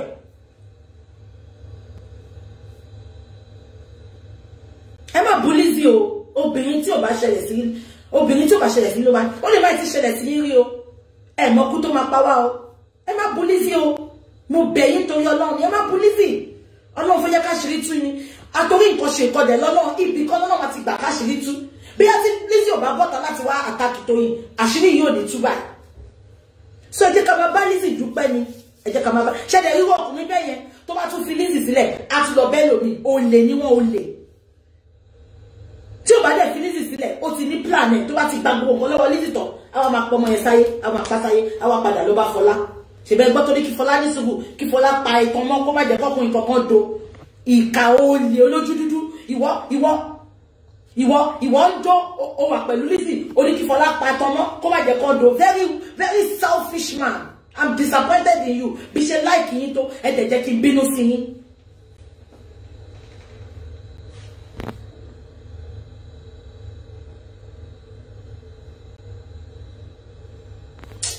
Àníkẹ́ fi Lizzy sílẹ̀ kò sẹ́ni tí ò lè ṣe. Exactly, Dele Shanko. Orí ọmọ tuntun yẹn ló tú àṣírí Mr. Lawal. Orí ọmọ tuntun yẹn ni. Fọlá, get in here. O lè ní wọ́n náà jẹ́ ń sọ tọrọ fún ẹ. O lè ní ẹ́ lọ́wọ́ ṣẹ́ṣe. O níṣẹ́ lọ́wọ́. O làbólẹ̀ wọ́n dún ẹ o bímọ kíní. O bímọ kejì, o bímọ kẹta. Kí ló dé? Lọ́wọ́ ṣẹ́ṣe náà. Lọ́wọ́ ṣẹ́ṣe. Èmi kò lè empower ẹ. Sọ fún mi nǹkan tó fẹ́ máa tà máa fún ẹ lówó ẹ. Lọ́wọ́ ṣẹ́ṣe. Ẹ̀yin máa dojú tira yín kiri. Tó bá jẹ́ pé wọn náà níṣẹ́ lọ́wọ́ sí. O ní máa fò kiri kó bá sọ pé wọn ò fún ẹ lówó oúnjẹ. Ìwọ náà gbọ́ bó ṣe ń sọ̀rọ̀. Ẹ̀kẹ́ ṣáà ti tọ́jú. Wọ́n sọ pé àwọn ò lọ school. Wọn ò sanwó school ọmọ. Ṣé tó bá jẹ́ pé wọ́n níṣẹ́ lọ́wọ́? Ṣé wọ́n máa sáré kiri pé ọkùnrin ò sanwó school ọmọ? Kí ló kọ̀ mí pọ́kùnrin kan kúrò lọ́nà nínú ayé mi? Ọkùnrin tó bá kó wà nínú ayé mi minus ni. Ìtorí mi máa tọ́jú ẹ̀ ni. Mi ní bú Fọlá mú kan ní kí Fọlá lọ wá ṣẹṣẹ ni. Ó gbọ́dọ̀ lọ wá ṣẹṣẹ ní ká bá sòótọ́ ọ̀rọ̀. Ẹ jẹ́ ká bá sòótọ́ ọ̀rọ̀ ṣe fẹ́ máa dáwó fún ni.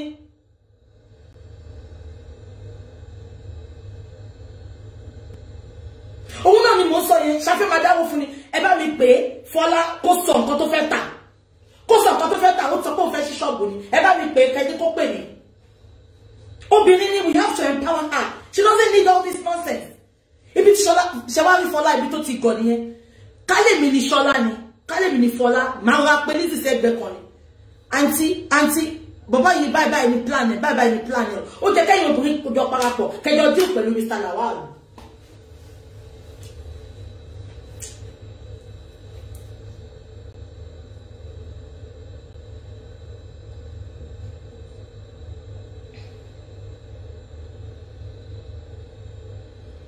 Because mo bu Fọlá sẹ́, but ṣé ká tó tọ̀rọ̀ kí má bu Fọlá ṣé kò ní ṣiṣẹ́ ni. Ṣafẹ́ máa dáwó fún ni. Gbogbo wọn ló guilty. Gbogbo wọn ló guilty.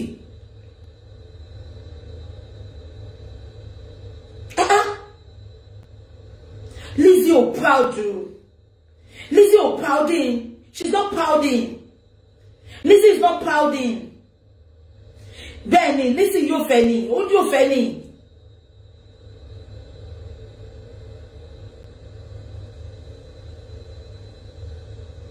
Ẹ ti bẹ̀rẹ̀. Kí ni mo fi wà one sided nísìn? Ẹ sọ fún mi. Kí ni mo fi wà one sided? Ẹ má jẹ́ kí n gbé yín ṣépè o. Kí ni Lizzy ṣe? Ẹ sọ fún mi, kí ni Lizzy ṣe? Ó ti bímọ kan, ó lè fi gbóhùn nídìí ọkọ. Ọkùnrin kan dẹ̀ wá bá, ó dẹ̀ trust ẹ̀, ó dẹ̀ bẹ̀rẹ̀ sí nífẹ̀ẹ́. Kí ni Lizzy ṣe?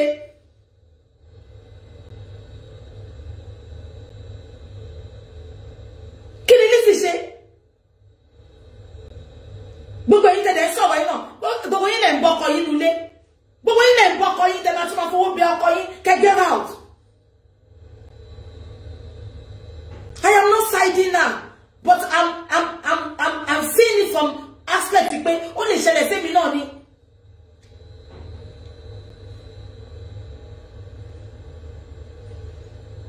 Nǹkan tí Lizzy ṣe ò bá dìnnà, èèyàn lọ bá, ó ṣó ẹ̀ nífẹ̀ẹ́. Anybody can fall victim, exactly. Èèyàn lọ́pọlọ bíbí wò lẹ́ sọ pé Lizzy lo nǹkan tó wá lórí. Anybody, èmi bí ṣe sọ̀rọ̀ bí ṣe sọ pé inú mi mú ni, mo lè fall victim.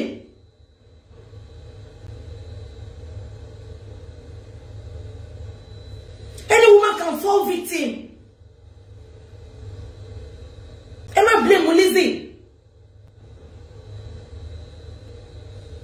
Fọlá tọkọ yìí sọ fún ẹ pé mo fẹ́ lọ ó fẹ́ gba visa fún mi, ó ṣáà mọ̀ pé kò sí nǹkan lọ́wọ́ wa. Kí ni Fọlá náà hà láò kọ́kọ́ ẹ lọ fún? Má sọ fọ́kọ yẹn ni tó bá lọ, má tún padà sínú ilé wọn. Tó bá lọ, má lọ sọ fún girl yẹn. Ìwọ náà wá dákẹ́, òun jẹ́ kọ́kọ́ ẹ lọ bá. Ṣé nífẹ̀ẹ́ ara yín ṣá? Màá wá sùn, màá wá máa rántí pọkàn tí mo nífẹ̀ẹ́ kan, ó ń báyọ̀ kan sùn, wọ́n show off lórí social media. Exactly. Èèyàn kan sọ pé snatch ọkọ lọ́kọ. What is the definition pé yàn snatch ọkọ? Àbólórí burúkú ọkùnrin ló lè tó wá bí tílẹ̀ tuntun tó fẹ́ tẹ̀. Ọkọ wo ló gbà? Ṣọwọ́ tó ní lọ́wọ́ ló fẹ́ gbà kọ ẹ̀ ni. Kí ló ní tó fẹ́ gbà? Kí ni Lawal ní tó fẹ́ gbà? No, kí ni Lawal ní tó sọ pé Lizzy snatch ọkọ? Ọkọ náà dà. Rádaràda àbí okó sọnù tóbìnrin náà fẹ́ dó. Ọkọ dà. Tọ́lá tẹ̀sán pọ́njà sí Dangote máa ní òkè, ó ní nǹkan tó fẹ́ gé ọkọ dà. Ọkọ tó yẹ pé Lizzy ló mú from grass to grace.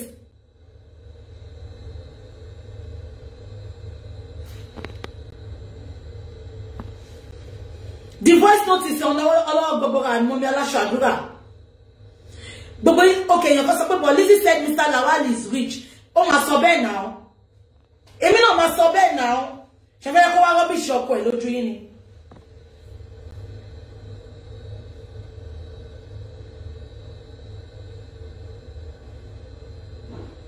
Lizzy máa pọ́n ọkọ ẹ̀ lé náà. Tó bá rọ́bìṣì ọkọ ẹ̀ lójú yín, gbogbo ẹgbẹ́ òun ló ní kálọ̀ tó. Lizzy ló ní gbogbo nǹkan ẹ̀. Mr. Lawal ló ní nǹkan kan.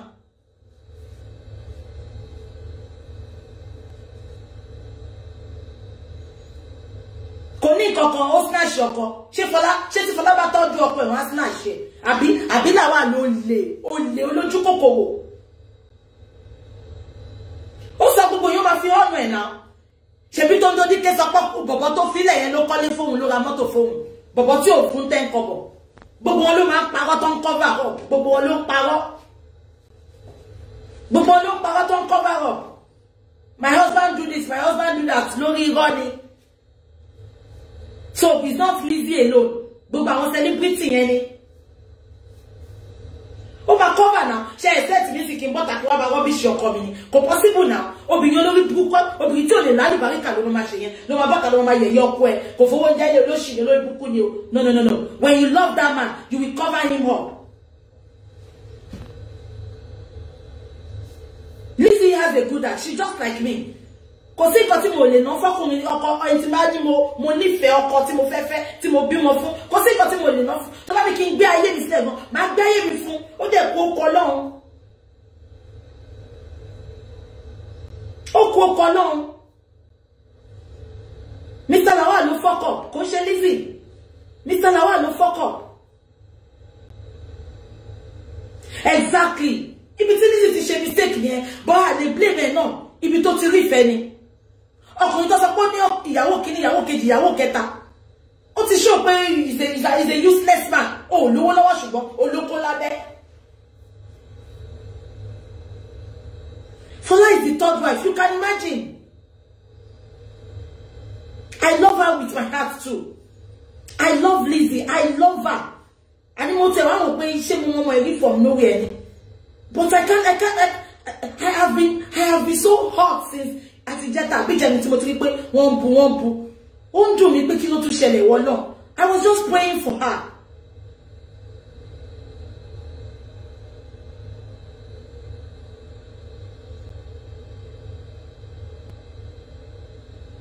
Exactly. Cover up, ni gbogbo wọn ṣe.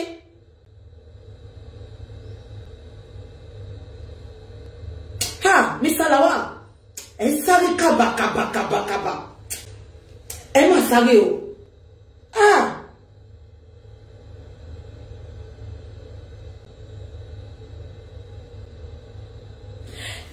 Ẹni kan sọ pé issue ni Lizzie requesting for DNA.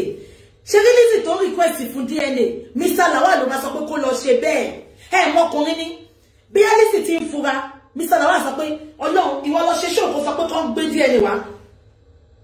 Etiquette kan tí mo ń sọ. Gbogbo DNA tí Mr. Lawal tí Lizzie ń béèrè fún yẹn, Mr. Lawal ló wá ní kí Lizzie lọ ṣe bẹ́ẹ̀. Ọkùnrin burú gan, ọkùnrin burú. Ó máa manipulate. Bí Lizzie ti ń challenge ẹnu lé pé, hey, ìwọ ọkùnrin, a ní Ọlọ́run, mo mọ̀ kọ́kọ́, ìwọ lọ ṣe show kó sọ pé ẹ̀tọ́ bá bí dánú ọkọ mú DNA wá. Gbogbo kan tí Lizzie ń ṣe yẹn kò ń ṣe Lizzie, ọkùnrin ló máa ti kó lọ ṣe. That is why I'm telling Lizzie, please, don't come out and make any video again. Go and face your princess. Mr. Lawal, they call us such shit out. So only Lawal yàtọ̀ sí Lizzie. Gbogbo yẹn ti rí sí. Inú mi dùn káṣírí tú sáyé. So kò sẹ́ tó lè fẹ́ cash cruise. Gbogbo yẹn ti rí pọ̀ nífẹ̀ẹ́ Mr. Lawal. Mr. Lawal dẹ̀ fọ́nbù olè ló wá jà. Àbí kò yẹ yín?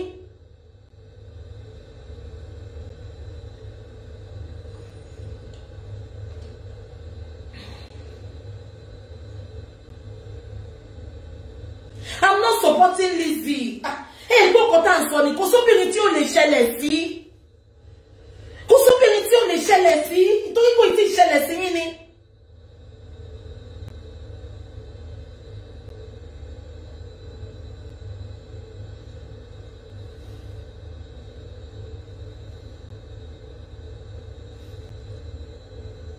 Kò sí tí ó lè ṣẹlẹ̀ sí. I'm not supporting her. Me supporting Lizzie. Ẹlòmíì, ó lè ti fẹ́ single guy, kó má rí fẹ́, kó jẹ́ pé married man ló ti má rí fẹ́. Mr. Lawal kọ́ ló jẹ́ wèrè, ló jẹ́ kà, lójú lè alátẹnujẹ.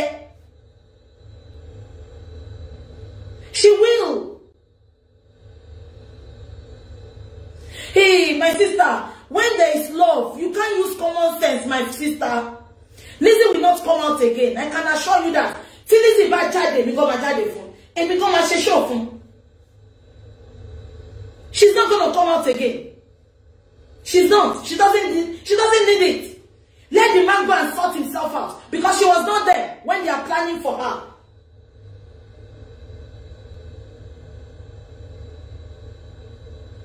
She was not there. Come about Dasi. Lizzie ma Dasi mo. Lizzie ma Dasi mo. Jackie Mr. Lawal will sort her out. You walk on boo. And if anybody come out for you, let them come out for you. Or if I don't saw any bed. She won't. If she come out, I will come out for her. Take me for my word. I feel like I'm busy. If she come out again to defend anything, I have told her, don't come and defend anything. You don't need it. Because the more you are coming out, oh, my photo and girl, yeah. More because they told you one over girl yet. More cutting me if I go away one message to buy law.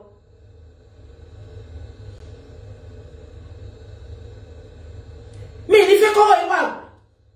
Me if I go away one message to buy law.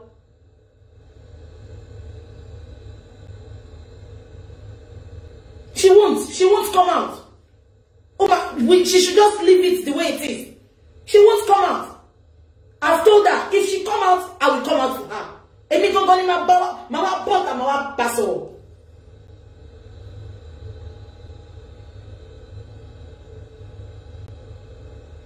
No, Lizzie will not do that. Lizzie will not come out to expose Mr. Lawal. She will rather walk away. She won't come out. She won't come out. Exactly. Mr. Lawal is the victim. I'm sorry. Lizzie Anjorin is the victim. All of them try to Mr. Lawal. Ori omo tuntun. Atiola ino continue living by Mr. Lawal go. No, she won't come out. Why will she come out? She can't come out. Please. She doesn't need to come out. She's out. She's not out. She can't come out, sis. No, she doesn't need it. She's not a spokesperson. She was a spokesperson when she doesn't know that all this was happening. Hey, audio yeni. Hello, audio yeni. Lodo sojo lowo gbogbo. Kelo gbolodo mo mi alasho adura. Audio yẹn wà disappointing.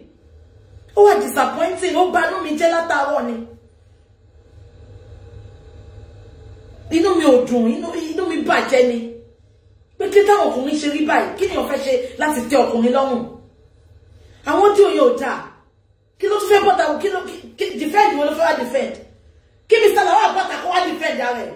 Don't come out for him. He's a lie. He's lying. All what he's telling you is lying. And now, not Lizzie in she chat. O ti pe Fola, e wo bo se ba Fola so with soft voice, with bedroom voice. And to ba ko pata ko so ko wo do Fola.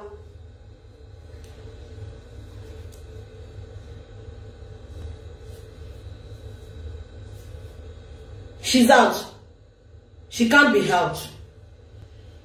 Everybody know Instagram, boy, is she out? I don't want to end this show. Everybody know chatting. Is she out?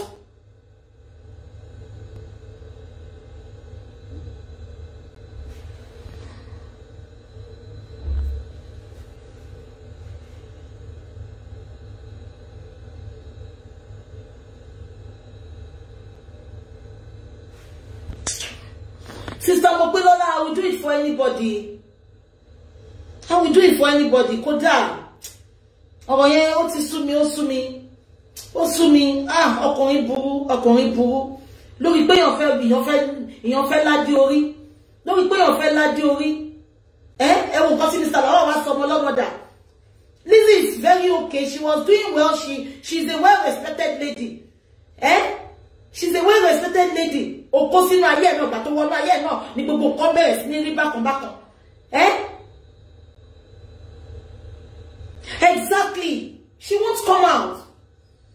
Because it's going to be very messy. Very messy. Because Lizzie don't jáde. Ọkùnrin yẹn parọ́ fún Lizzie ni. But Lizzie ò mọ̀ nǹkan tó wà lọ́wọ́ ọmọ yẹn.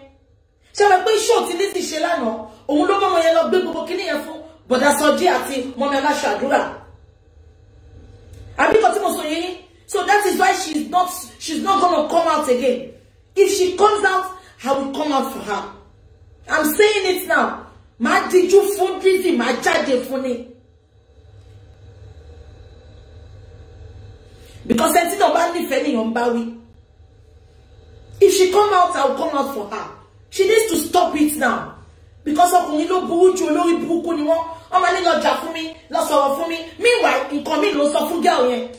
Ẹ lọ gbọ́ audio yẹn náà. Audio yẹn ó bà mí nínú jẹ́. Ó bà mí nínú jẹ́ gan. Ó bà mí nínú jẹ́. Oh, what disappointing.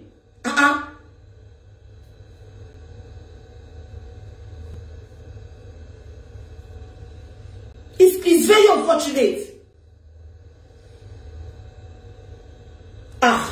Ṣé gbogbo àwọn ọkọ mi tẹ̀rín lórí social media 90% of them ojú ń rí o. Ẹjọ́ yín tẹ́ wọ́n lé ọkọ. Don't cover anything o. Ẹ̀yin tẹ́ dẹ̀ fẹ́ náà Ọlọ́run á yàn fún yín o. Ọlọ́run á yàn fún yín o. Ọkùnrin ló burú jù o. Ẹ ní gbégbélégun lórúkọ Jésù. Ẹ ní ṣìgbé. Ọkùnrin tó bá because Mr. Lawal yìí ọ̀tá Lizzie ni. Tó bá ti gbowó lọ́wọ́ ẹ̀tàn, ìjọ tó bá rí pàṣírí fẹ́ tún sí Lizzie lọ́wọ́, ó máa pa Lizzie ni. Ó máa plan fún Lizzie ni. Èmi mọ̀ dáadáa. Bọ́kùnrin bọ́ ṣe rí nìyẹn. Ṣáà Ìbàdàn lójú àánú ni. Àbáwọn kọ́lá wo lórí social media.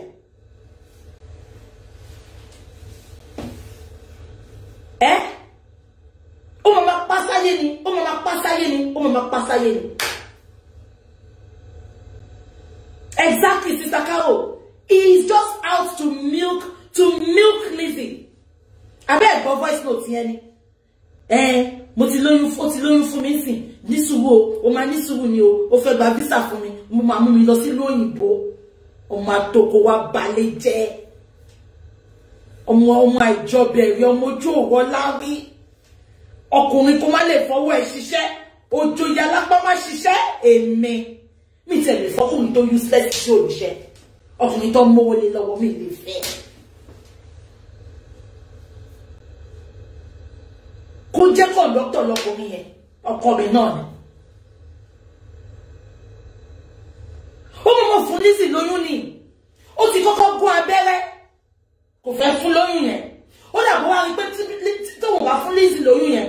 Òun ò ní rí nǹkan tóun máa gbàgbà. Ẹ̀gbọ́n kan tó sọ lọ́jọ́ yẹn ni. Ó ti lóyún fóun sìn. Ó ti lóyún fóun. Ó mọ̀ pé oyún yẹn wẹ́pọ̀nù ni.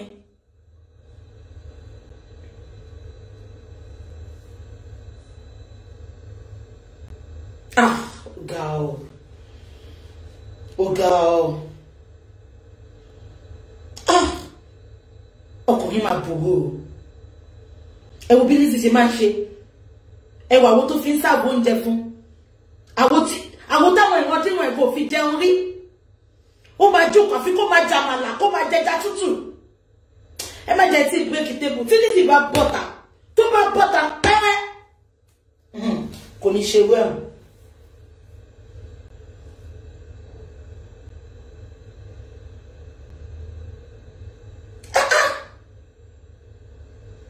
Ọmọ ìyá kúnlẹ̀ agbóúnjẹ fún ni. Àríkẹ́ náà máa dín dòdò á máa dẹ́yìn. Àríkẹ́ máa dín dòdò á máa dẹ́yìn. Dádì. Àgbàyà. Lizzy loves the guy genuinely. Exactly. Lizzy loves him genuinely. Ṣùgbọ́n wọ́n love Lizzy. Owó tó wá milk Lizzy ni. He doesn't love Lizzy.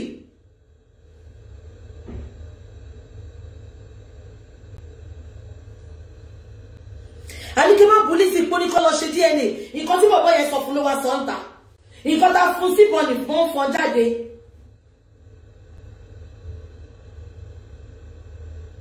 Mi ní fóònù méjì ń bí báyìí. Mi ní fóònù méjì ń bí báyìí.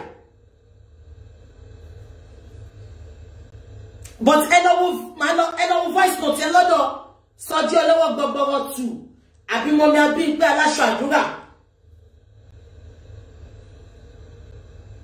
That is another thing. Èyàn kan sọ pé àwọn obìnrin máa ń fi pa wọn lè ra ọkùnrin pẹ̀lú owó. Ẹni ọkùnrin tẹ́ bá ń fún lówó sẹ́, ọkùnrin ò rí yín bí ìyàwó. Ọkùnrin yẹn máa ń rí yín bí ìyá àwọn. Ìyá mi ló máa pè yín. Ìyá mi. Gbogbo ẹni tẹ́ bá náwó fọ́kùnrin ẹ lọ máa notice. Ọkùnrin tẹ́ bá náwó fún ìyá mi. Ṣé àwọn tẹ́ ìnáwó fún yẹn? Obìnrin tí kò náwó fún ẹ, òun náà máa kúlé lórí. Ṣùgbọ́n wọn tó náwó fún wọn pé káṣírí wọn lè bò yẹn. Wọn ò ní yé àtìyàwó mọ́. Wọn ò ní lè fọwọ́kàn ẹ̀ mọ́. Wọn ò ní fẹ́ máa bẹ́ẹ̀ sùn mọ́. Because ó rí mother figure. Ẹ jẹ́ nǹkan bí nǹkan ṣe mí. Ó rí mother figure bí ọ̀hún bó ṣe máa ń rí father figure. Ó ti rí mother figure lára ẹ. Kò ní fẹ́ súnmọ́ ẹ. Kò ní fẹ́ bẹ́ẹ̀ sùn dáadáa mọ́. Kò ní fẹ́ ṣe fún ẹ bí ìyàwó. Because bó ṣe ń tọ́jú ẹ̀ tó ń fún lówó yẹn. Ó ti rí mother figure lára ẹ. Kò sí nǹkan tó máa ṣe Lizzy. Mr. Lawal ti kọwọ́ ẹ̀bọ jombo. Ó gbọ́dọ̀ fẹ́ Lizzy ni. Tó bá dẹ̀ fẹ́ lọ kó máa lọ, èèyàn kan ló máa fìyàn kan lẹ̀. It's not gonna be the first and it's not gonna be the last. Téèyàn bá ti dé bus stop èèyàn yìí máa try náà ni. Nothing is gonna happen to Lizzy. She's fine. She's very okay.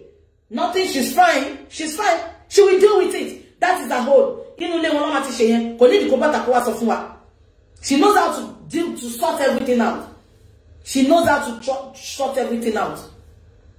I don't have the voice note. Ó wà ní Ọlọ́wọ́ Gbọgbọrọ àti ọ̀dọ̀ Mọ́mí Aláṣọ Àdúrà. Abẹ́ ẹ̀gbọ́n kan tí Mr. Lawal sọ ni. Fọlá pa òbú ẹ mọ́ o. Fọlá pa òbú ẹ mọ́ o. Ó ní kéèyàn kan máa dò Fọlá.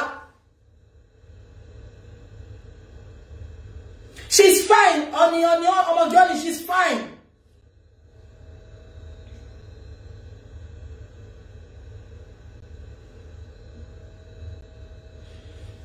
Abegbo. Ah, Lizzy. Abegbo Mr. Lawal tọ́jú òbò ẹ̀. Wọ́n wá ní kò do. Ó ń do Fọlá back to back. Ó ń dóra wọn. Ó ń dóra wọn. Kò lè sọ pé wọn ò do Fọlá. Wọ́n yìí ń dóra wọn. Gbogbo etí Lizzy lọ bímọ. Ti lọ ń dóra wọn. Ó ń do ẹ̀rí tó sọ pé òun ti ń bọ̀ lọ́dọ̀ ẹ̀ ni. Ó ní ó dọ̀pọ̀ wà òun pọ̀ lọ́dọ̀ ẹ̀. Òun ti wà lọ́nà ilé ẹ̀ lọ́yà. Ṣé o ní lọ́yà ní Mr. Lawal? Lizzy ló ní lọ́yà náà. Ah, ó mà ṣe o. Ah, Lizzy ò jẹ́ kí n lè sọ̀rọ̀ tí kò lè jẹ́ kí n sọ̀rọ̀ dáadáa.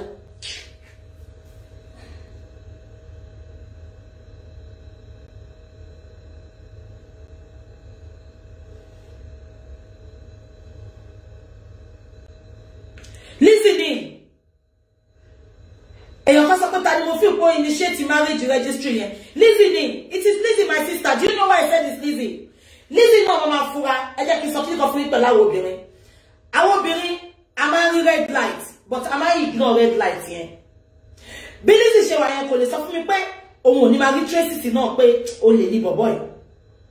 Àbí kò yẹ yín. Kò sí bákùnrin ṣe lè perfect tó obìnrin náà lóbìnrin máa jẹ́. Ṣóyè yín, Lizzy náà ti rí pé bọ̀bọ̀ yìí anyway. Ìtọ́lẹ̀ lọ ṣe sọ pé káwọn lọ ṣe sí registry. Àbí kò yẹ yín. Ìtọ́lẹ̀ lọ sọ pé káwọn lọ sí registry. But èèyàn fún yàn ní òrùka kò sọ pé kó má fi ẹlẹ̀. Ó fún ẹ lóhùn kò sọ pé ó love ẹ ẹ jẹ́ ká fi ọ̀rọ̀ yìí yéra wa. Ọkùnrin fún ẹ lóhùn ká ò sọ pé òun love ẹ. Ó lè fún ẹ lóhùn ká kó lè rẹ pé girlfriend ẹ ló love. Èmi ti rí ọkùnrin tó yẹ pé obìnrin tó bímọ fún kò love ẹ. Girlfriend ló love ló máa sunkún fún girlfriend. Tí girlfriend bá gbé fún ọmọ máa sunkún, ó dẹ̀ níyàwó lé.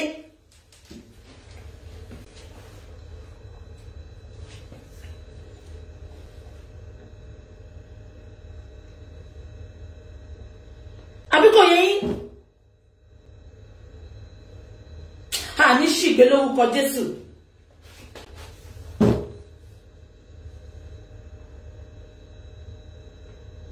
Ha ní ṣìgbé o. Gbogbo ọkùnrin tó wà lábẹ́ yín lẹ́yìn, gbogbo ọkùnrin tó wà ní ayé yín, gbogbo ẹ̀yin tẹ́ ń wò mí. Tó jẹ́ pé ọ̀tá ni tó fojú jọkọ, ọ̀hún á bá mi yà yín yà wọ́n lórúkọ Jésù. Gbogbo àṣírí ìkọ̀kọ̀, gbogbo ọkùnrin tó wà lábẹ́ yín, gbogbo ọkùnrin tẹ́ ẹ fẹ́ ni. Bó jẹ́ boyfriend ni, bó jẹ́ ọkọ lé yín ni, tó ń gbàbọ̀dé fún yín, tó jẹ́ pé kò nífẹ̀ẹ́ yín tó wá tàn yín jẹ ni, ọ̀rọ̀ á bá mi tú láṣìírí síta lórúkọ Jésù. Ẹ ní ṣe dànù, ẹ ní ṣàṣe dànù, ẹ ní ṣàṣe dànù lórúkọ Jésù lórí ọkùnrin, ẹ ní ṣàṣe dànù.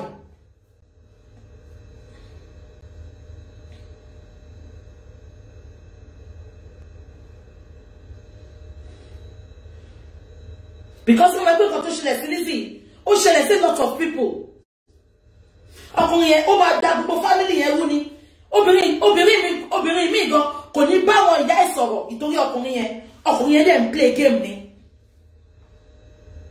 Exactly, Sister Gloria Bolaji. Planu Mr. Lawal ni láti jogun Lizzy. Ẹgbọ́n kan sí Lizzy sọ lánàá ni. Kí la gbé kí la jù tó máa lọ ní òfowókọ àwọn ọmọ Mr. Lawal sínú wíìlì ẹ. Mr. Lawal ó ti tíṣẹ́ sí lórí débẹ̀ ni. Àní tó bá ti ṣe gbogbo ẹ̀tọ́ tó ti rí pé òun ti gba gbogbo estate yẹn, wọ́n máa pásáyé, ẹ wá gbọ́, ọ̀tá ò lè rìn mọ́, ọ̀tá ò lè ṣe kíní kan mọ́, wọ́n dẹ̀ ti lọ registry, ó ti fún ní gbogbo nǹkan ní ayé ẹ̀. Mr. Lawal, Ọlọ́run ò ní gbà fún ẹ, olójú dúdú bí ojú nànà mú. Ọlá Lizzy ló yín jẹ́ o, àníjẹ́ lọ ṣe findings mi tán.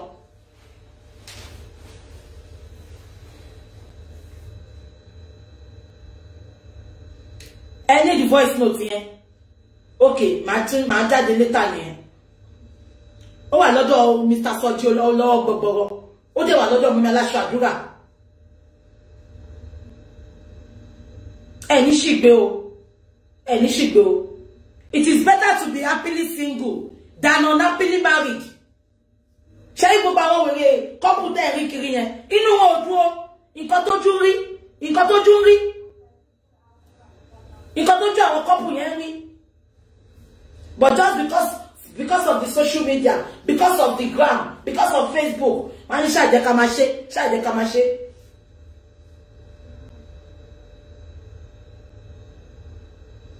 Season film kan Lizzy ò ní jáde mọ́, kò ní jáde mọ́.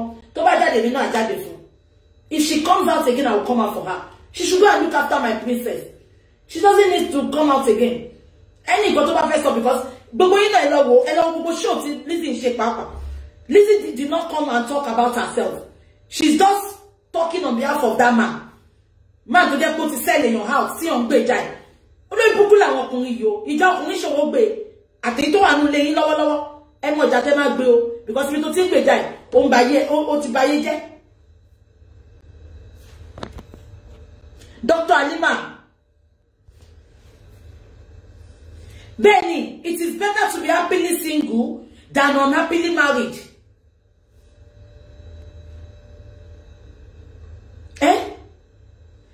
Wèrè iná dẹ̀ ni. Ìgbà wo ló máa marry? Ìgbà wo ló máa marry? Ìgbà wo ló máa marry? Tèmi èèyàn kan náà ti wá sọ́dọ̀ mi lẹ́yìn tó sọ pé ìgbà wo ló máa marry? Olóṣì tí ìyá àti bàbá ẹ̀ bá ti kú ni máa marry olórí burúkú. Olóṣì aláyé bàjẹ́. Ṣé mo sunkún ọkọ fún ẹ?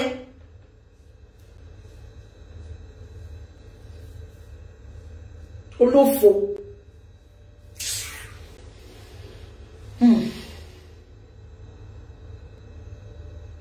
Exactly. All she said yesterday, she was just defending Mr. Lawal. Mr. Lawal. Exactly, Sister Carol. Mr. Lawal pushed Lizzy to go and do that video. Because I was seeing his comments on that chat.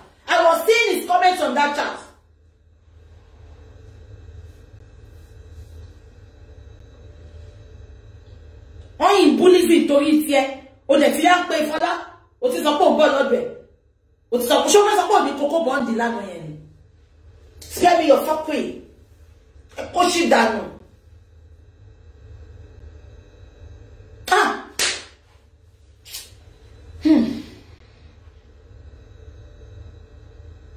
Mr. Lawal, this is just a piece of the iceberg.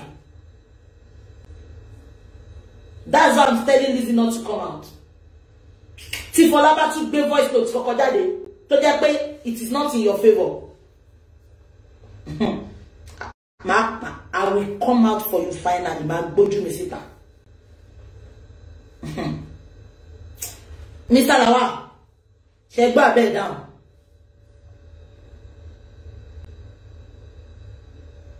Ṣé gbọ́ abẹ́ down. Tí Fọlá bá tún gbé voice yín kankan jáde níbi tẹ́ ti ń deceive Lizzy, máa jáde fún yín.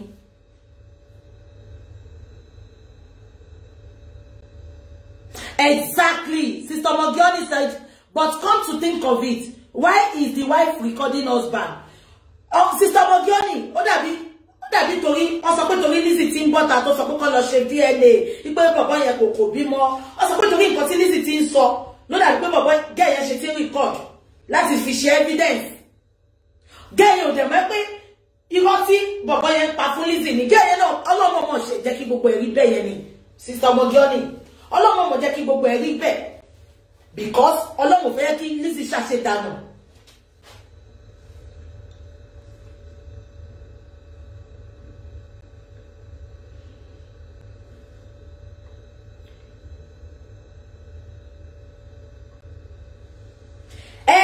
Ṣé wẹ́ pé èèyàn àwọn kan sọ pé báwo ni ìyàwó ṣe máa rìkọ́ọ̀dù ọkọ? Ẹ lọ wò náà, wọ́n ní fi ìyàwó ẹ̀wọ̀n mi kí sọ́wọ́ ọkọ tó jẹ́ ẹgbẹ́ àwọn oníràwọ̀ rẹ̀ ẹ̀wọ̀n Mr. Lawal náà kẹwò Fọlá ìkan náà ni wọ́n. Because Fọlá ti rírú èèyàn tí Mr. Lawal jẹ́ ló ṣe ń rìkọ́ọ̀dẹ̀. Fọlá ti rírú èèyàn tó jẹ́, ó ti rí pé lórí burúkú pléyà ni. Ó dẹ̀ fẹ́ mú yẹn dání kó fi ṣe evidence bí á fún Lizzy lọ́jọ́ iwájú. Ó dẹ̀ lè jẹ́ Fọlá náà fẹ́ fi yẹn náà gbowó lọ́wọ́ Lizzy ni. Àbí kan tí mo sọ yẹ yín. So Fọlá náà máa ní Lizzy tó ṣe rìkọ́ọ̀dù ọkọ ẹ̀. Because tí Fọlá bá rìkọ́ọ̀dù lẹ́yìn tó bá jẹ́ kó kàn fẹnu sọ ni. Gbogbo eléyìí àní mọ́nà Mr. Lawal jẹ́ máa tọ́ Lizzy pa ni. Ó máa tọ́ tó máa fi pa ni.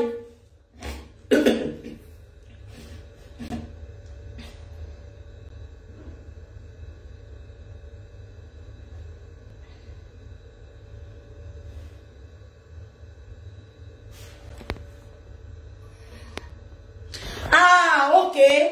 Wọ́n sọ pé Fọlá record Mr. Lawal because plan tí Mr. Lawal àti Fọlá ní. Wọ́n ní Mr. Lawal ti change the plan yẹn. Wọ́n ní nǹkan tí Fọlá ṣe bẹ̀rẹ̀ sí ní record ẹ̀ nìyẹn.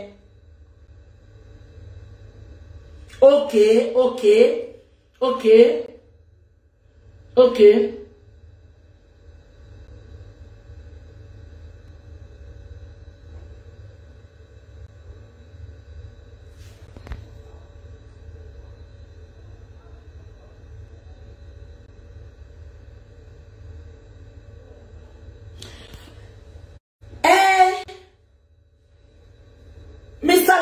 now. He will do the needful. Lizzie, you are listening to me, you are hearing me. You have the money. Ma wo Folape. This is my advice to Lizzie. Lizzie, ma wo Folape. Rival any, abi ex or any, please. See Fola as your sister. Empower. Mama papa call lowo yen, so it's not me by Mr. Lawaso. Lizzie, but 200,000, 20,000 yen is nothing. It is nothing. Ko ba jomo kan loni, ko ba jomo meji. It is nothing. E ma fun ni eja je, e ko bo se npa eja. Abi ko ti mo so yin. E se follow ke kon se ke fi se sadan kata bi ba ro se so. Lizzie, sori ọlá inú kan àti gbogbo nǹkan tó ń ṣe òun ló ń gbé ẹlẹ́kè.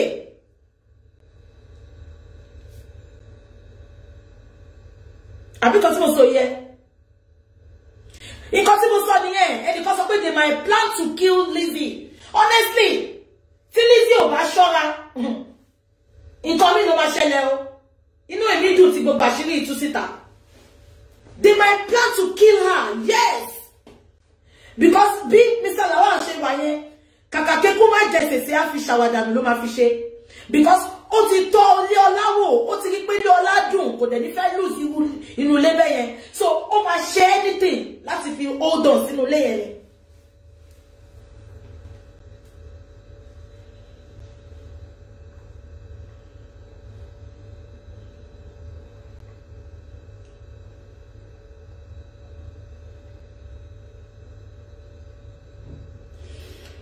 Ẹ jẹ́ kí n máa lọ. Tí ẹ bá ti rí voice note yẹn gbé, tẹ́ bá ti gbọ́, kẹ́ sọ fún mi, màá lọ gbé lọ́dọ̀ Mr. Soji àti Mọ́mẹ́láṣọ Àdúrà, màá wá play padà fún yín. Ṣé ti gbọ́, mo ti ṣiṣẹ́ tán sìn. Mo ti ṣe tán, mo ṣe bọ́ta wá ṣe fídíò, so mo ti fẹ́ máa lọlé. Time ti lọ ti rẹ̀ mí. Tí ẹ bá ti wo fídíò yẹn. Ìyẹn ò tiẹ̀ yé mi o. Kò yé mi. Èèyàn kan ní Tóyìn will be watching all this and smiling. Kí ni Tóyìn fẹ́ rẹ́rìn fún? Ṣé torí Tóyìn náà bọ́ta wá sọ tiẹ̀? Ọkọ Tóyìn náà, Tóyìn lówó jùlọ náà. So ẹ má compare me, please. That is what I won't tolerate. Don't come here to compare Tóyìn and Lizzie, please. We are not doing comparison here. Ta ló mọ̀ Ajẹ́yẹmí náà, ta ló mọ̀ yẹn náà. Kí ni yẹn náà ń ṣe? Tóyìn náà ló ń kọ́, ṣé Ajẹ́yẹmí náà ló kó lọ sílé Tóyìn? Ṣé sọ fún ìpọkọ Tóyìn ló kọ́lé ni? Tóyìn náà ló fowó ralé tí yẹn náà kó lọ bá àwọn ọkùnrin tí ò ní tìjú. Báwo lọkùnrin ṣe máa ralé tọkùnrin máa kó lọ bá pàpà? Kí ló ṣe àwọn ọmọ ní tíátà yìí náà? Ẹ jọ mo fẹ́ ẹ má wá compare mi báyìí because this is not about Tóyìn and Lizzie. Mr. Lawal bú mi báyìí. Ṣé nǹkan tí mo sọ yé yín?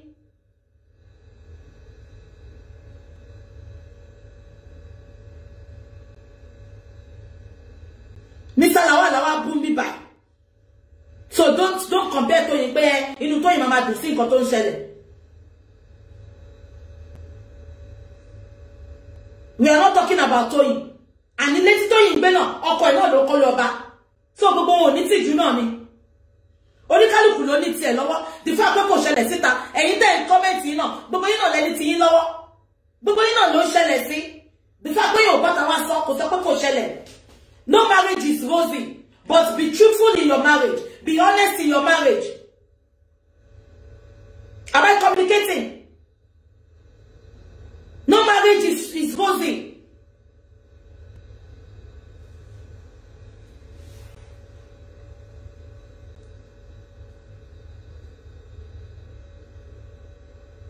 Àbí kí ló ń dárúkọ Tóyìn fún? Don't mention Tóyìn's name. Mo sọ pé ìjà tó wà láàrin Tóyìn àti Lizzie, a máa bá wọn parí ẹ̀. Nǹkan tó yẹ káwọn àgbààgbà ṣe nìyẹn. Ẹ má máa búkọ fúkọ. Ìjà tó wà láàrin Tóyìn àti Lizzie, a máa bá wọn parí ẹ̀. Kò síjà tí ò ṣe parí. A máa bá wọn parí ẹ̀.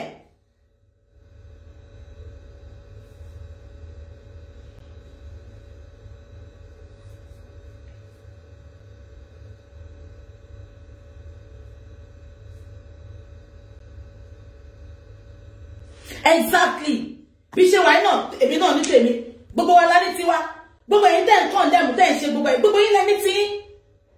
àdúrà ni gbogbo wa ń gbà. No marriage is rosy.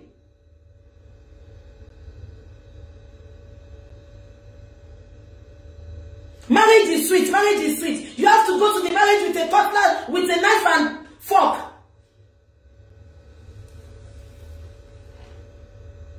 Àbí kò sí so yin. Ana baba wọn parí ẹ fi já wọn lé baba wọn parí ẹ. Ṣé o pé tí wọ́n bá jaja ilé ton ja isin. Tí Lizzy ò bá bota, àṣírí Mr. Lawal ló ní tú. Abe mo be. Àtorí nǹkan ṣe ko lọ́lọ́hun.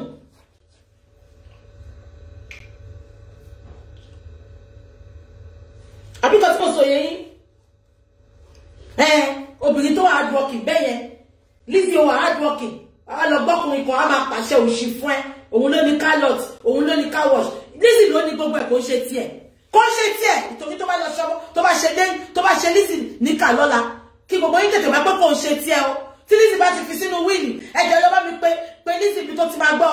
Ẹ jẹ́ ká lọ pé ọba Ọ̀yọ́. Kó bá wa bá Lizzy sọ̀rọ̀ kó lọ yọ gbogbo orúkọ ẹ̀ nínú wíìlì. Ó máa pa Lizzy ni. Bí Lizzy ṣe bó ṣe ti mọ̀ pé Lizzy ti forúkọ wọn àtàwọn ọmọ sínú wíìlì yẹn, ó máa pa Lizzy ni. Ìkà olójú dúdú bí ojú nànà mú.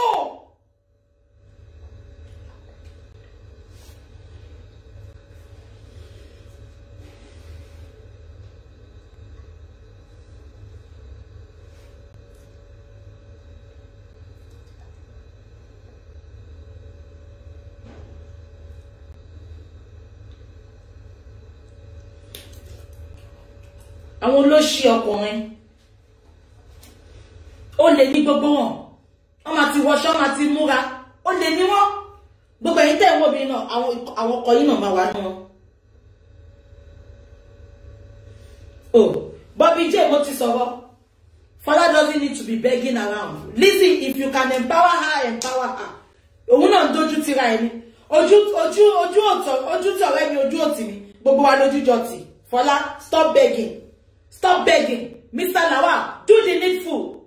Do the needful. Oh, the support for that joke, ko wa bi ko ma jamala, ko ma je toki, ko ma je atutu, ko ma kojú àwọn ọmọ tó bí sílẹ̀. Do the needful. Empower Fola, give her money. You don't need to pay for her rent. Set her up. Let her go and start business. Jẹ́ kó lọ ṣe business so that kò ní wá máa bẹ́ẹ̀ mọ́, because tó bá tún lọ bóbìnrin mi lẹ́ni, ó tún máa wá disturb ẹ̀ ń bẹ̀. If you don't want her to come and disturb you again, do the needful. Empower kó máa ṣiṣẹ́ kó sanwó lé kó sọ, because tí ò bá wọ́n ọmọ máa do kiri ni.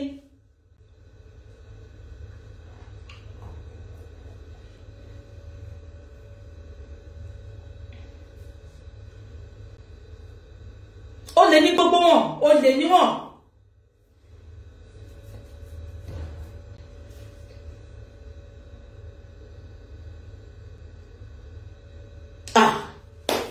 Oh girl. I've told you, Lizzy, don't come out again. Don't come and make any mockery of yourself. Don't come and make any mockery of yourself. Please. Once say, Shonda Lawal. Lizzy, Shonda Lawal. Please. Enough of Ariwo Tito. Go and look after my princess, my goddaughter. Go and look after her. Please. Let Mr. Lawal go and pack his shit. Let him go and pack his shit. Don't come into it. Let him go and talk for himself.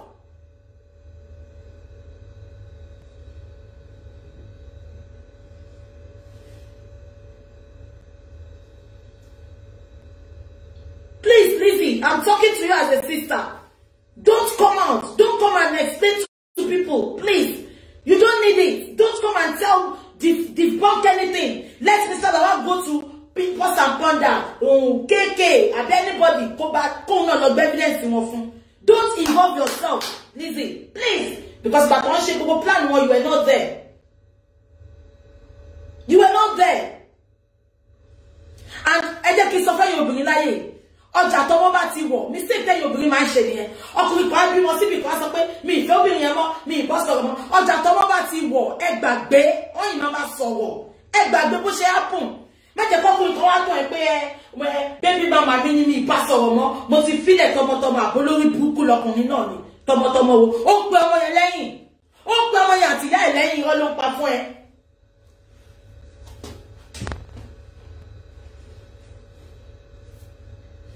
Exactly, Dr. Halima. Don't cover anything for him, Lizzie. Let him sort himself out. He's a stupid fake man. He's fake.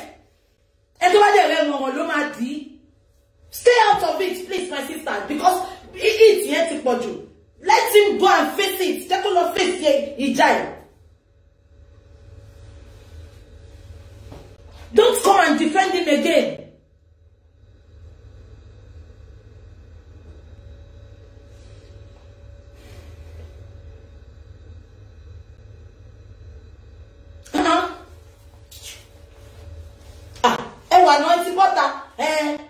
DNA, no. You are not his spokesperson. Let him come out and let him go to any blogger to explain himself. Bishi Wali, Baba Mommy, only ya now. Do a mini first wife, oh. Only ya now. They need Mumba or Mosoro, Mumba or Yahweh, Mumba Yahweh, so. Ila yo Paris. Ilé ayé ò parí síbẹ̀ ẹ̀yin obìnrin olórí burúkú kan ọkọ ti bímọ síta ẹ máa sọ pé kó má rí ọkọ àwọn ọmọ kó má lọ rọmọ àbó lórí burúkú ni yín ni ṣọmọ wá jẹ́ bí igi tọ́ọ̀ ní rí ni ẹ máa tọ́ máa yín ọmọ yẹn yìí máa mú wọn pọ̀ ni wọ́n ṣe lọ́pọ̀ ẹlòmíì tó bá ń ṣe ìyàwó ọmọ yẹn kò síbi tí bàbá yẹn lè lọ ọmọ yìí lọ pé bàbá àbíyà kó wá jókòó ń jọ so ẹ má get it twisted. Ọjà tó mọ́ ti wọ ni. Listen, look at how you are talking yesterday. I know you're not the little boy to think pe gẹ́yìn. Má jẹ́ kẹ́dà àlàyé kọ́kọ́ gbọ́. Má jẹ́ kẹ́dà àlàyé. Ìwọ ṣe fẹ́ jẹ́ kẹ́dà àlàyé gbọ́. Ẹ̀dà àlàyé wá gbọ́. Ọ̀mú gbọ́ gbogbo ayé. Abiyamọ ayé wá gbọ́ sí.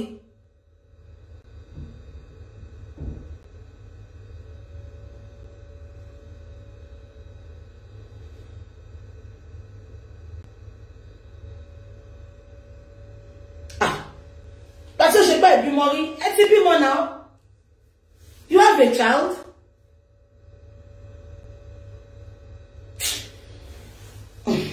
Ó tiẹ̀ ti sú mi jàre.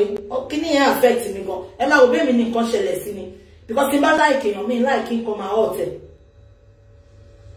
Disappointment nìyẹn now. Voice note yẹn ó bà mí nínú jẹ́ gan. Is a sellout, betrayer. Ọkọ tí mo gbé sórí bí gala tí mo máa celebrate fún gbogbo ayé tí máa pọ́nlé tí máa kúnlẹ̀ fún lóúnjẹ tí mo fi àwo sóyòyò àwo queen mother tí mo fi sáàbò oúnjẹ fún kan wá gbọ́ pé ó dẹ̀ ní kí ló máa sọ pé kán lọ ṣe DNA àṣótí ẹ̀ṣì lọ́ rí wọn. Bàbá yẹn ti confirm nínú voice note yẹn náà ó ti confirm ó sọ pé torí àwọn ọmọ mi mo ṣe ń wá o bàbá yẹn sọ fún gẹ́ẹ̀ yẹn bàbá yẹn mọ̀ pé òun lòun lọ́mọ bọ̀ ó sọ fún Lizzy pé kí Lizzy lọ́ máa sọ fún wọn pé kán lọ ṣe DNA ẹ wo game tó ń play bẹ́ẹ̀ yẹn. Hello, go voice note here now. Ó sọ now. Ó ní torí àwọn ọmọ mi ni o. So ó mọ̀ pé òun lòun lọ́mọ yẹn. Ó dẹ̀ sọ fún Lizzy pé kán lọ ṣe DNA. Ọkùnrin is wicked, honestly. Ó jẹ́ kó castrate gbogbo àwọn ọkùnrin tó wà láyé ni.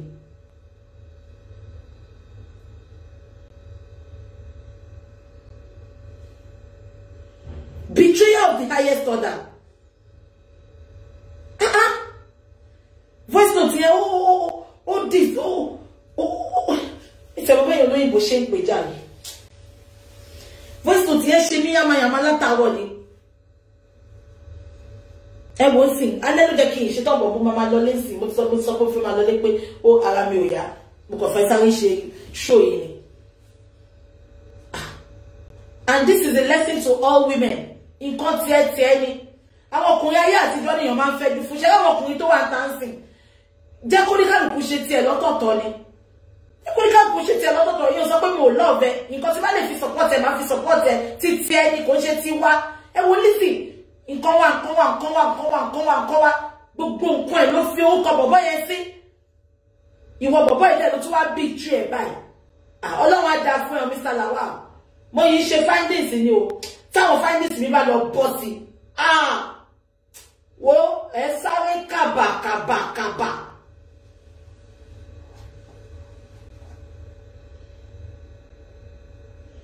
Destabilize ẹ ṣe jàre. Ọmọ pé tẹ́ bá ti ń ronú ju òyìnbó máa sápa yín lórí ni. Ó destabilize mi látàárọ̀ ni. Gbogbo voice note yẹn ó rẹ̀ mí ni mo níta nìyàn fẹ́ trust láyé. torí ẹ̀ mo ṣe gbé update yẹn sí pé I'm still observing gbogbo ẹrẹ́ mi ni pé kí ló dé ta la fẹ́ trust but baby yìí kò disrespect man yìí ó ọ̀nà ẹ̀gbọ́n náà kí ló tún fẹ́ àṣewèrè ní plan tiẹ̀ ènìyàn ń wojú ọgbọ́n olúwa ń wọkàn ọlọ́run wa mú gbogbo àṣírí ìkọ̀ pé ó tú sí gbangba ẹlẹ́dàá ọmọ tó ń bí ni ọmọ yẹn orí ẹ̀ le gan ọlànà kan tí Lizzy dẹ̀ ń lò fún ẹ náà ló jẹ́ kọ́lọ̀ mú ẹ ẹjọ́ ẹ̀yin abiyamọ ayé mo bẹ̀ yín ẹjọ́ mo bẹ̀ yín mo bẹ̀ ṣẹ̀dá yín mo bẹ̀ lẹ́dàá yín ẹjọ́ ẹ soft pedal lórí ọ̀rọ̀ Lizzy ẹjọ́ she won't come out again ẹjọ́. Your calling Bukky, retrace your comment. If they castrate us, how we go to service now? Ẹjọ́ mo bẹ̀ gbogbo ẹ̀yin abiyamọ ayé ẹjọ́ mo bẹ̀ yín ẹjọ́ inú burúkú ò ní bí yín ẹjẹ̀bùrẹ́ ẹ bá mi dáríjì Lizzy ẹjọ́ please don't come out for her again. She's gonna do the needful. She won't come out again. She won't come to debunk anything. Please ẹjọ́ ṣé ti gbọ́ ẹjọ́ ẹ bá mi soft pedal ẹjọ́ mo bẹ̀ yín ní ẹjọ́ ṣé ti gbọ́ ẹjọ́ kò ń ṣòun náà kò sẹ́ni tó lè ṣe nǹkan tá a fi sínú ìbọn nìbọn fọn jáde nǹkan tí Mr. Lawal ń pa fún àbí kò yẹ yín sister ọmọ mi tún sọ good afternoon sis nǹkan tí Mr. Lawal ń sọ fún ló wá ń sọ síta kò ń ṣòun náà ló make ọ̀rọ̀ yẹn ẹjọ́ ẹ̀yin abiyamọ ayé ẹjọ́ ṣé ti gbọ́ ẹjọ́ ẹ soft pedal ẹjọ́ ẹ má bù mọ́ ṣé ti gbọ́ ẹjọ́ ẹ jẹ́ kí gbogbo apanupọ̀ ká bá Mr. Lawal wí àbí kò yẹ yín. She won't come out. I'm tired now because ọ̀rọ̀ yẹn ó weak mi gan. Tí bá ti délé ńsìn mo kàn máa wẹ̀ mo máa shower mo máa lọ sùn. Tó bá ti jáde ẹ̀yin send ẹ̀ sí mi. Èmi náà máa jáde lẹ́sẹ̀kẹsẹ̀. Ó ti yín màá wá máa play chat tó ń ṣe yẹn. Màá wá máa ṣe show lórí ẹ̀. Bí ṣe máa ṣe nìyẹn. Ṣó ti yín? Tó bá ti jáde kẹ́yìn sọ fún mi. Màá máa play chat yẹn. Màá máa ṣe show lórí ẹ̀. Ṣé ti gbọ́? Ẹjọ́ ṣé ti gbọ́ ẹjọ́. She won't come out. She won't. Ẹ̀ẹ́dùn kò ní jáde. She won't. What is she coming out to debunk? Voice ti ọkọ ẹ̀ la gbọ́ yẹn. Kò ṣáà ṣe pọ́n doctor voice. Kò dẹ̀ ṣe pọ́n doctor voice Fọlá. Voice nǹkan tó wà àṣírí kọ̀ọ̀kan lọ́lọ́ bá wa tún sí gbangba yẹn. So why will she come out and debunk again? She will come out and tell us that she knows about the plan. And she will come and do that. She won't come and do that. Just leave it. She won't come out. She won't come out. She won't come out. Ẹjọ́ ṣé ti gbọ́. Ẹjọ́ calm down fún. Please. Ìgbà tó dẹ̀ wà láàrin òun àti Tóyìn náà. A máa parí ẹ̀ ṣé ti gbọ́. Ẹjọ́ ṣé ti gbọ́. Ẹ ṣé o. Ẹ ṣé. Ẹ jẹ́ kí n délé. Tí n bá délé, tí ẹ bá ti rí voice yẹn. Voice note yẹn ẹ ṣáà send message sí mi màá jáde later mi lọ bí ṣẹlálẹ màá jáde later màá play voice note yẹn